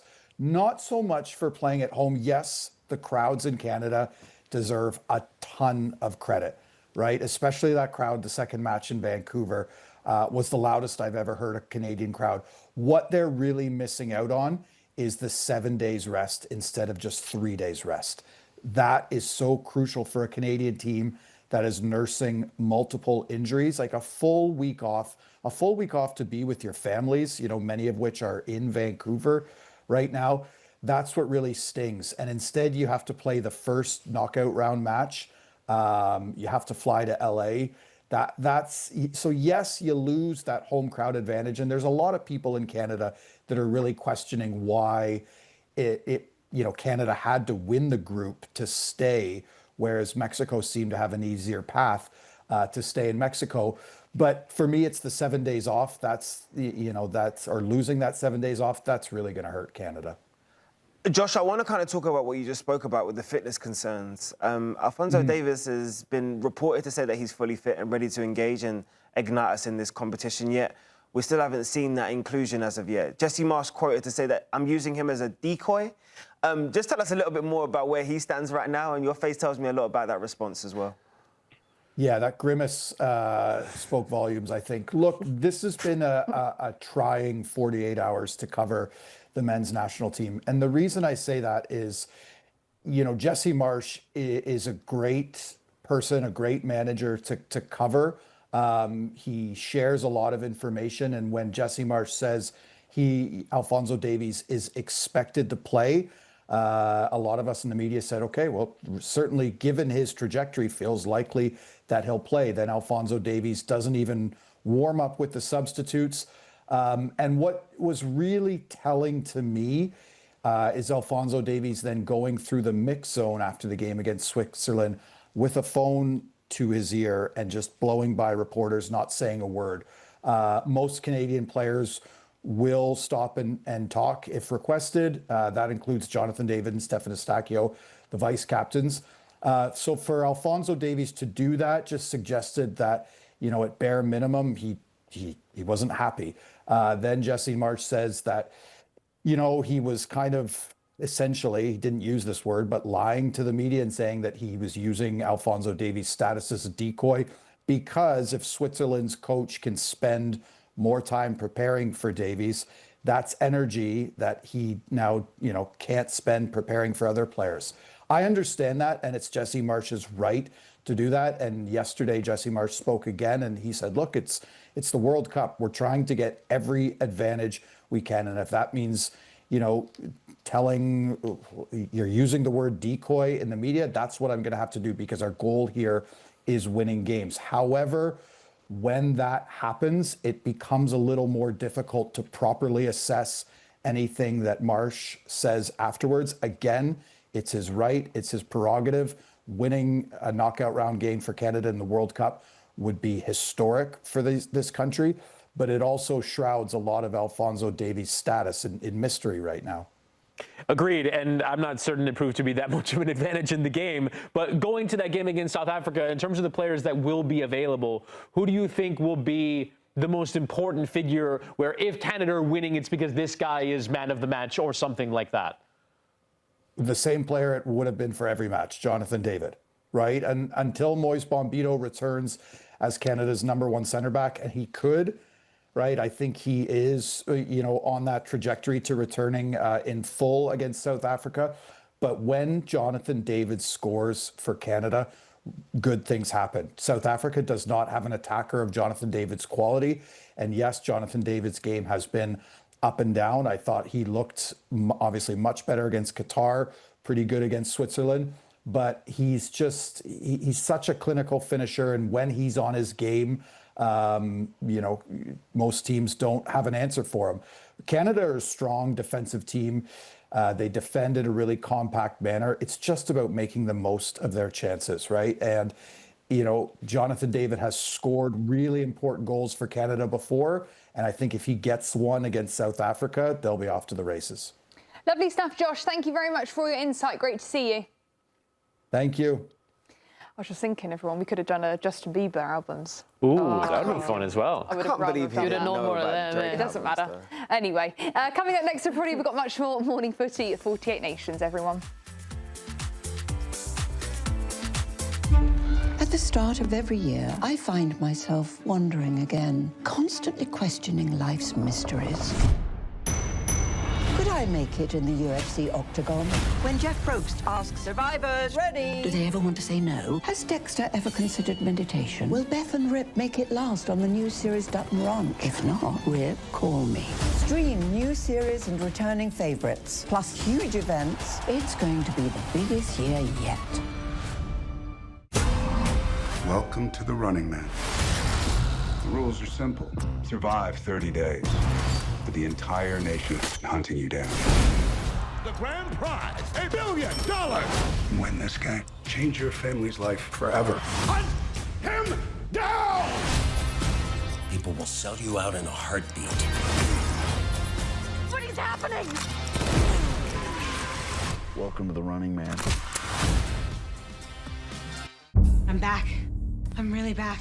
Why am I here? I'm not dead, right?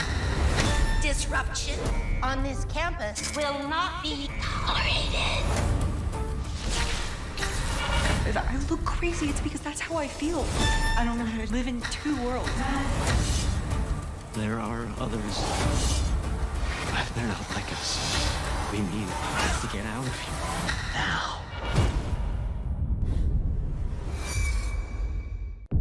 Open your eyes. Paramount Plus has a mountain of movies. Wow. New movies. Timeless movies. Guys who are running out of time movies.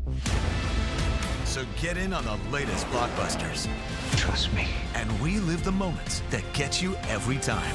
And that's all I have to say about that. A mountain of movies, now streaming on Paramount Plus.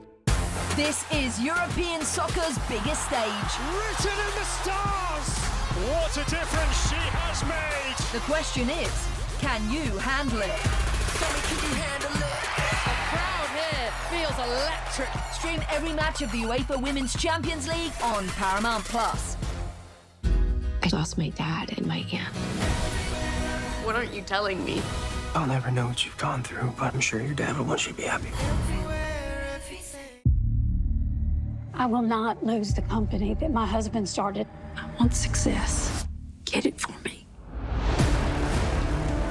This business will bleed you dry. Dad, I'm playing on the house's money now. No, you're playing with the devil's money.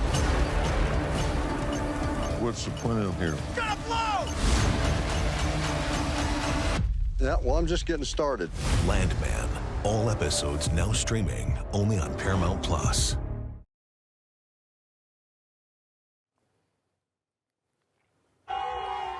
Welcome into Morning Footy, everybody. So these are the scenes happening within the Cape Verdean fans because they have a 65% chance of advancing to the knockout rounds if they are able to beat Saudi Arabia and get the result from the Spain game as well. I mean, these fans have been arguably the fans of the tournament, JD, haven't they?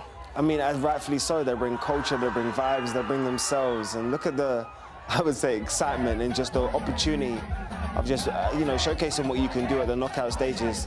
You can tell what it means, not only to just diaspora that's here, but the diaspora around the world, man. So a big shout out and big up every time to Cape Verde, man. Yeah, definitely. It's what the World Cup is all about. And everybody, joining us now for more on Cape Verde is Joe Demora, the Executive Director of the Cape Verde Museum. Joe, thank you so much for joining us. Your country's doing very well in the World Cup. Such exciting scenes. We're seeing it from the fans there. How are you feeling ahead of these World Cup games coming up?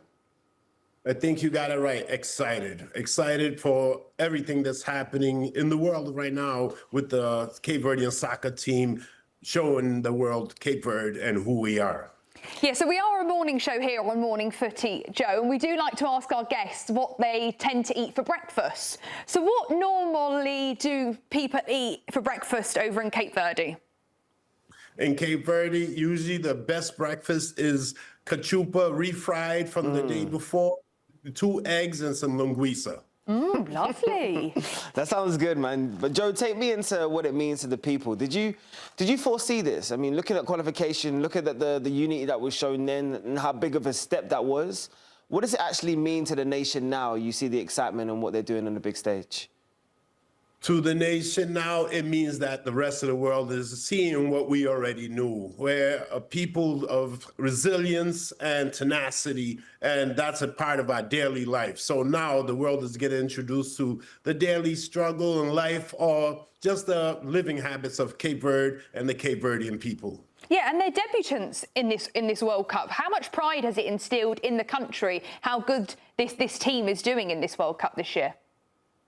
The pride is at an all-time high, and not just in the Cabo Verde Islands, because as you know, there are way more Cape Verdeans in the diaspora than there are in the actual country. Without just, it's over 500,000. But just here in the United States, we have over that number. And then when you go to Europe and all the other places in the world, I'm sure there's another double over there as well. So Cape Verde is an island, is a country of immigration, and the diaspora is what supports the mainland. So the excitement is the same all the way around. Oh. What's been some of your biggest moments? What's been some of your biggest takeaways when you think about what you and your community are talking about right now? I mean, look, I see the memorabilia and some of the big moments over your shoulders, which is fantastic.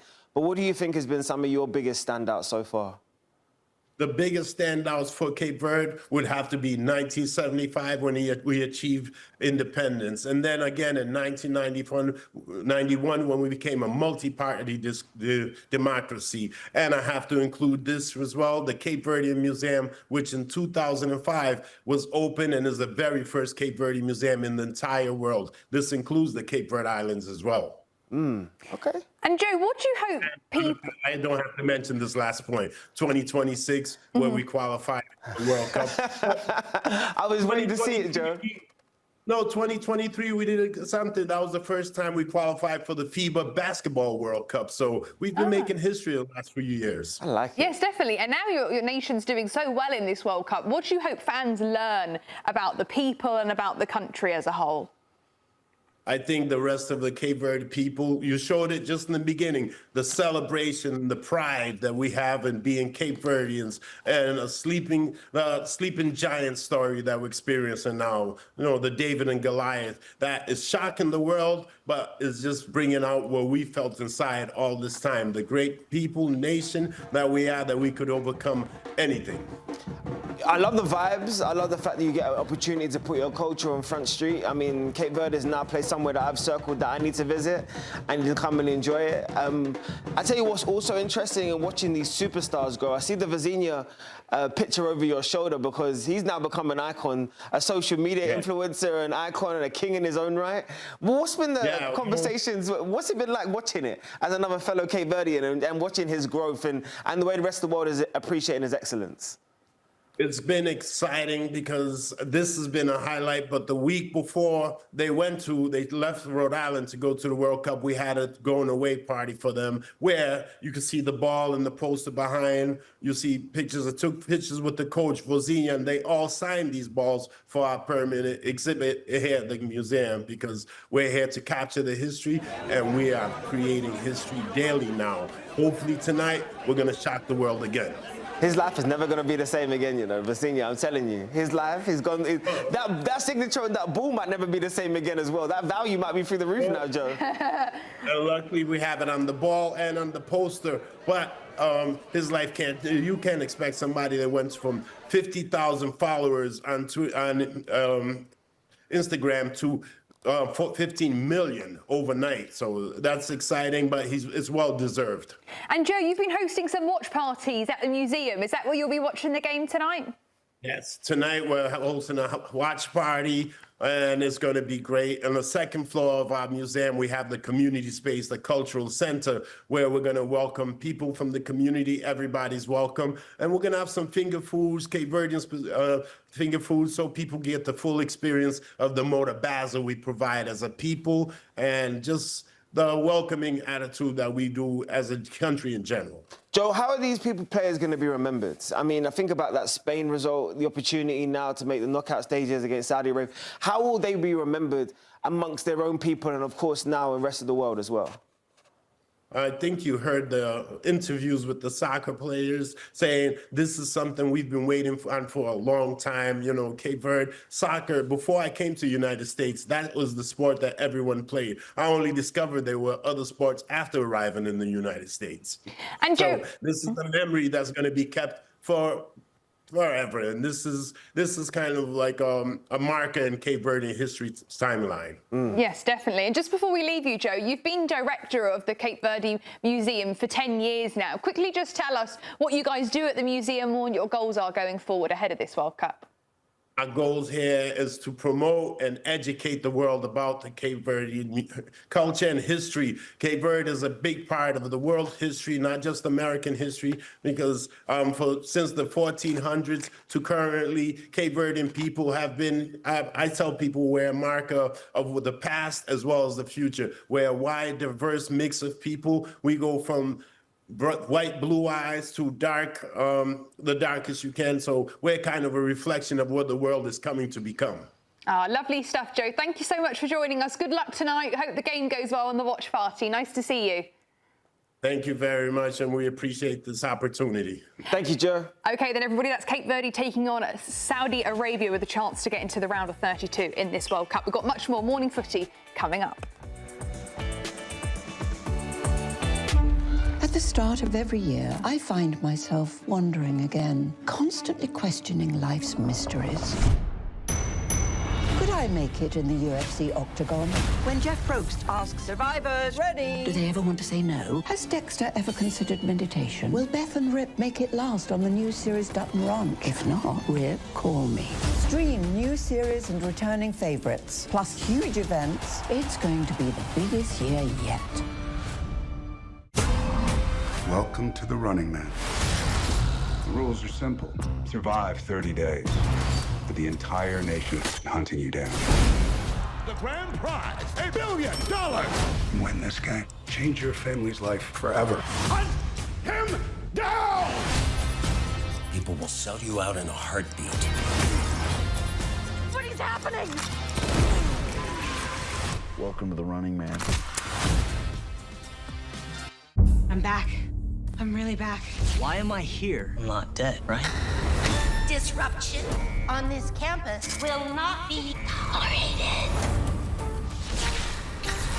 If I look crazy, it's because that's how I feel. I don't know how to live in two worlds. There are others. But they're not like us. We need to get out of here now.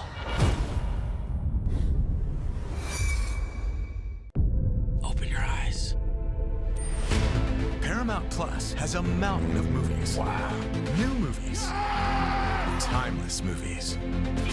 Guys who are running out of time movies. So get in on the latest blockbusters. Trust me. And we live the moments that get you every time. And that's all I have to say about that. A mountain of movies, now streaming on Paramount Plus. This is European soccer's biggest stage. Written in the stars!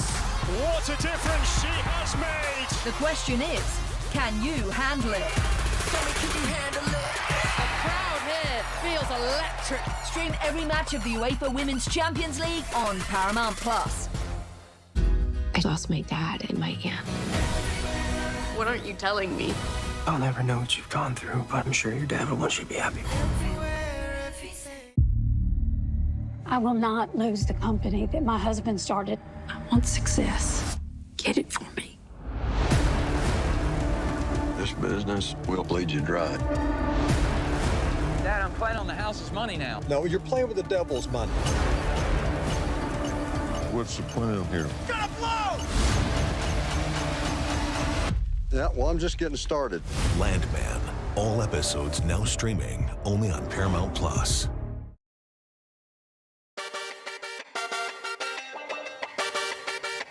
Welcome back to Morning Morning Footy, everyone. So the World Cup is showcasing the passion for the sport around the world, and there are a few more nations more passionate than Brazil, where the fans are watching the tournament by the millions on Kazit TV, a multi-platform sports and entertainment channel founded by Live Mode. So Kazit TV isn't just the drawing record-setting audiences, they're also having a big impact on World Cup social media, playing a key role in the rise to social media stardom of Cabo Verde goalkeeper Vozinha.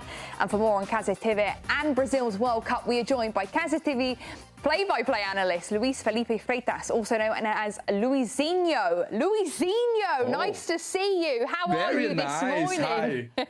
Hi, Hannah. Hi, JD, Chris, Jen. Nice talking to you. I have to put on my Brazilian shirt because you guys came up with Colombia and Argentina, so I need to put on my Brazilian shirt right now. Sorry, we weren't aware. We just thought we'd put... Well, what have you got on? Oakland roots. Oakland roots. Stay close to the roots. Are they a rival to Brazil? They've got a 2% chance of qualifying in Group I. Yeah, facts. They're coming out Group H. You know that one, right? I will say I think I'm even more relieved I didn't wear my Scotland shirt though. Yeah. There we go. Luis, tell us... It was a good match. It was a fair match against Scotland. There we go. Our best one so far, at least. Luis, tell us a bit more about Kazit TV, and for people who don't know what it's about, what are you doing over there? Yeah, we are a native platform channel that since 2022, we are broadcasting some of the biggest matches from Brazilian League and also World Cup as well. This one is our most special World Cup because we have in the whole World Cup, the 104 games. And we are, like we said, native platform from digital. So we try to connect with our audience. We try to put the audience in the center of the conversation, try to really connect and make a kind of different kind of broadcast. And it is a completely different thing being on traditional television as opposed to being on YouTube, and you guys serve that audience really well. In doing so, what for you has been the best story so far of this World Cup, getting to see all of the matches that we've seen so far? So I have been fortunate enough to call some of the biggest matches in this World Cup. Yesterday, I just called one of the biggest stories for me. That was the Ecuador win over Germany. It was only the third time a South American team beat Germany in the World Cup. And it was, of course, a huge game. Brazilian matches here in Brazil are crazy, as you might imagine. Like, we had like the world record for YouTube streaming the last 3 matches of Brazil. But if you can say like a player, I was just hearing you talk to Joe from Cabo Verde, as we say. And of course, Vozinha was one of the biggest stories because it was like coming to life in front of our eyes during the match. I want to ask you about this, Joe, because what actually happened here? So give us the play-by-play. One moment is like Vozinha was just a great nation, or sorry, a great individual representing his nation, and now all of a sudden he's a social media superstar. You guys did that. So tell me the play-by-play as to how this happened. So we like to put on the spotlight on whoever deserves. So while the match was like going on and Vozinha was playing really great against Spain, we looked at each other and we said, come on, guys, let's do a movement with our fans, with our fan base that is huge. We have like more than 35 million subscribers on YouTube. So let's try to get this huge audience, and they should follow Vozinha. We can make a change in his life by bringing him to the spotlight, by bringing him the love that the Brazilians have for football. So it's something that we did in this World Cup for the first time with Vozinha, but we already have done this last year and before during the Olympics with Brazilian sports and athletes from the Olympics. So it's something that we believe that it's something that we can do because, like we said, we do the broadcast with our audience. It's like we share the moment with the audience. So this fan base, this community, we told them, look, Vozinha has only 50K followers on Instagram. Come on, this guy deserves more. Let's go. Let's show him some love. And then more than 1 million. After the match, more than 2 million. Then the whole world like embraced this Luis, move, and he's Vozinha at is now like a 50 huge star. million now, 60 million. Like, you guys have created a phenomenon. If he starts walking sunshades everywhere and you start seeing him in Louis Vuitton, just know where it came from. Well, and also, I hope you guys are getting a cut. I hope you guys are getting a cut of everything that's coming his way. We just want him to be happy, and he's out of contract, right? After this World Cup. So we told them, guys, are you liking Vozinha? Tell him, come to your club here in Brazil, because he's 40 years old. But, for example, my goalkeeper has 45. He's 45 years old. So Vozinha might come to Brazil. Who knows? No, it is an amazing story. 50,000 to 16.7 million is incredible. But let's talk about Brazil, because another amazing story is Vini Jr.'s performances and how incredible he's been and scoring goals. Are Brazilian fans starting to believe that they can really do it all over again? Yeah, we started this World Cup by not believing so much, and right now, like Ancelotti promised, he told us we are gonna get better every and each game. So we are getting better.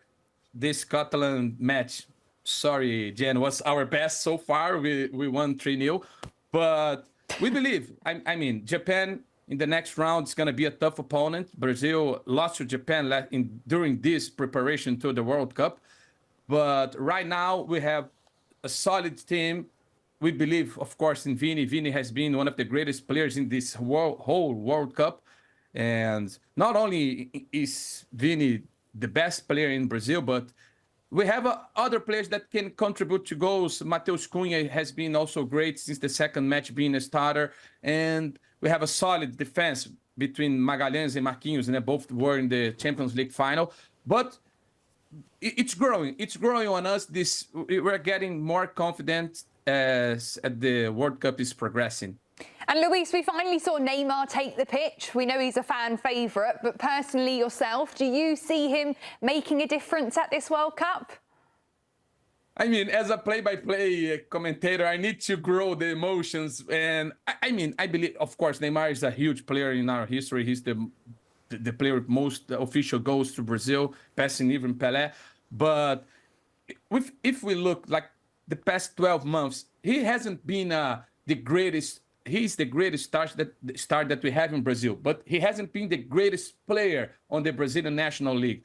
But of course, it's Neymar. He has so much talent. He has so much experience in this kind of competition. I hope that he's well physically. Technically, he can even improve from the last 12 months.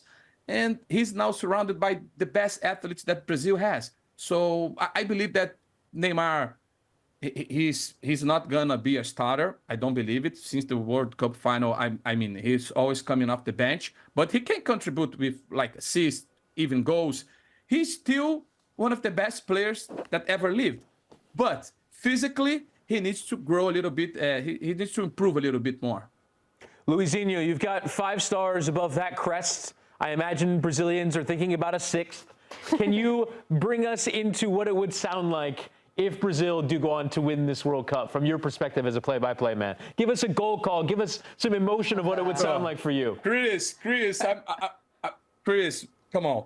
Chris, you guys experiencing the U.S. this last month, the parade in New York City while the Knicks were NBA champions, and I'm a huge New York Knicks fan. But imagine this in the same proportion, but in the whole country. That's how it's gonna be if Brazil wins the 6th star. I mean, I hope, I imagine, I dreamed about since I am a little kid. Since I am 7 years old, I hope that I could call the match from Brazil. And now being a match caller, a game caller from Brazil in a huge audience, we hope that we break another world record in the next match, Brazil against Japan. And I'm just gonna scream, "Ah!"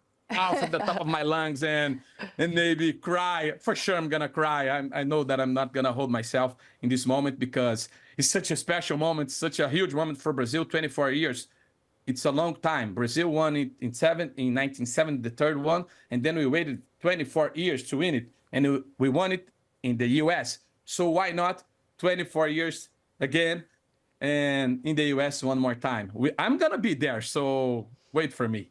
Well, Luis, you've got to make a promise to us. If Brazil make the final, you've got to come back on Morning Footy to talk about the experience. it's a promise. It's a promise. We are gonna be here. I'm gonna be in New York. So, wow, maybe you come in the studio then. Huge. Maybe we'll get you live in studio. Yeah, it's gonna be great. And I'm gonna bring my Brazilian shirt if you allow. Of course, maybe bring us all Brazilian shirts. I just want to quickly mention one comment we've got on YouTube saying Luizinho is the GOAT in Brazil. So awesome to see him here. Lovely to see you, Luizinho. Thank you very much for joining us. Thanks for having me. Good luck for the Thank tournament. Hope to see you soon. Okay, then everybody, we've got much more Morning Footy 48 Nations coming up on the other side. Do stay with us, everyone.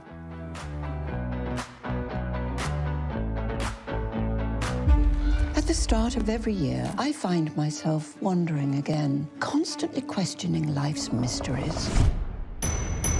Could I make it in the UFC octagon? When Jeff Probst asks survivors, ready? Do they ever want to say no? Has Dexter ever considered meditation? Will Beth and Rip make it last on the new series Dutton Ranch? If not, Rip, call me. Stream new series and returning favorites, plus huge events. It's going to be the biggest year yet. Welcome to the Running Man. The rules are simple. Survive 30 days, but the entire nation is hunting you down.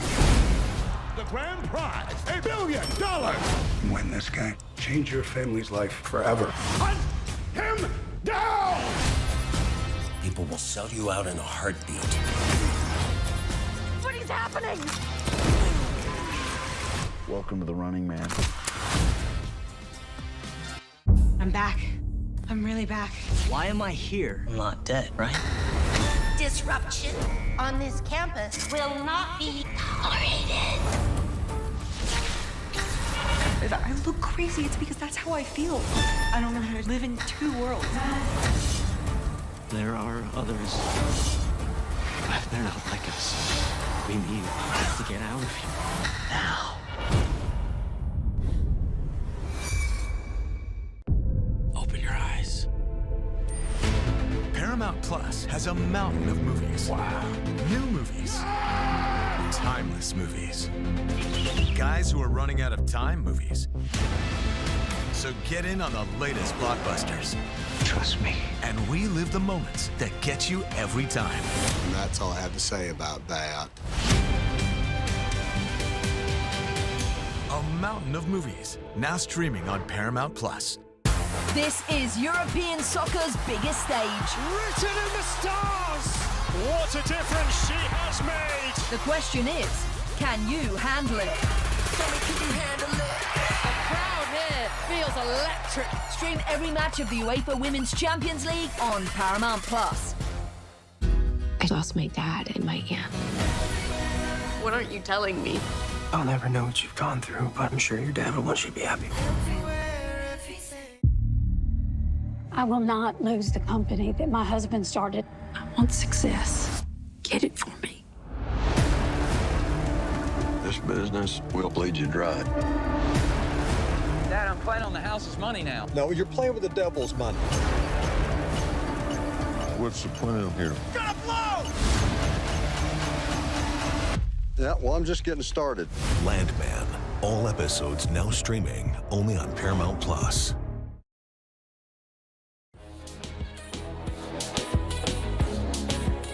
Welcome back to Morning Footy, everybody. Here's the Golden Boot race in this World Cup so far. Messi leading it with 5 goals, but Mbappe, Vinny Jr. and Erling Haaland are on 4 goals each. So France and Norway will be taking on each other today at 3 p.m.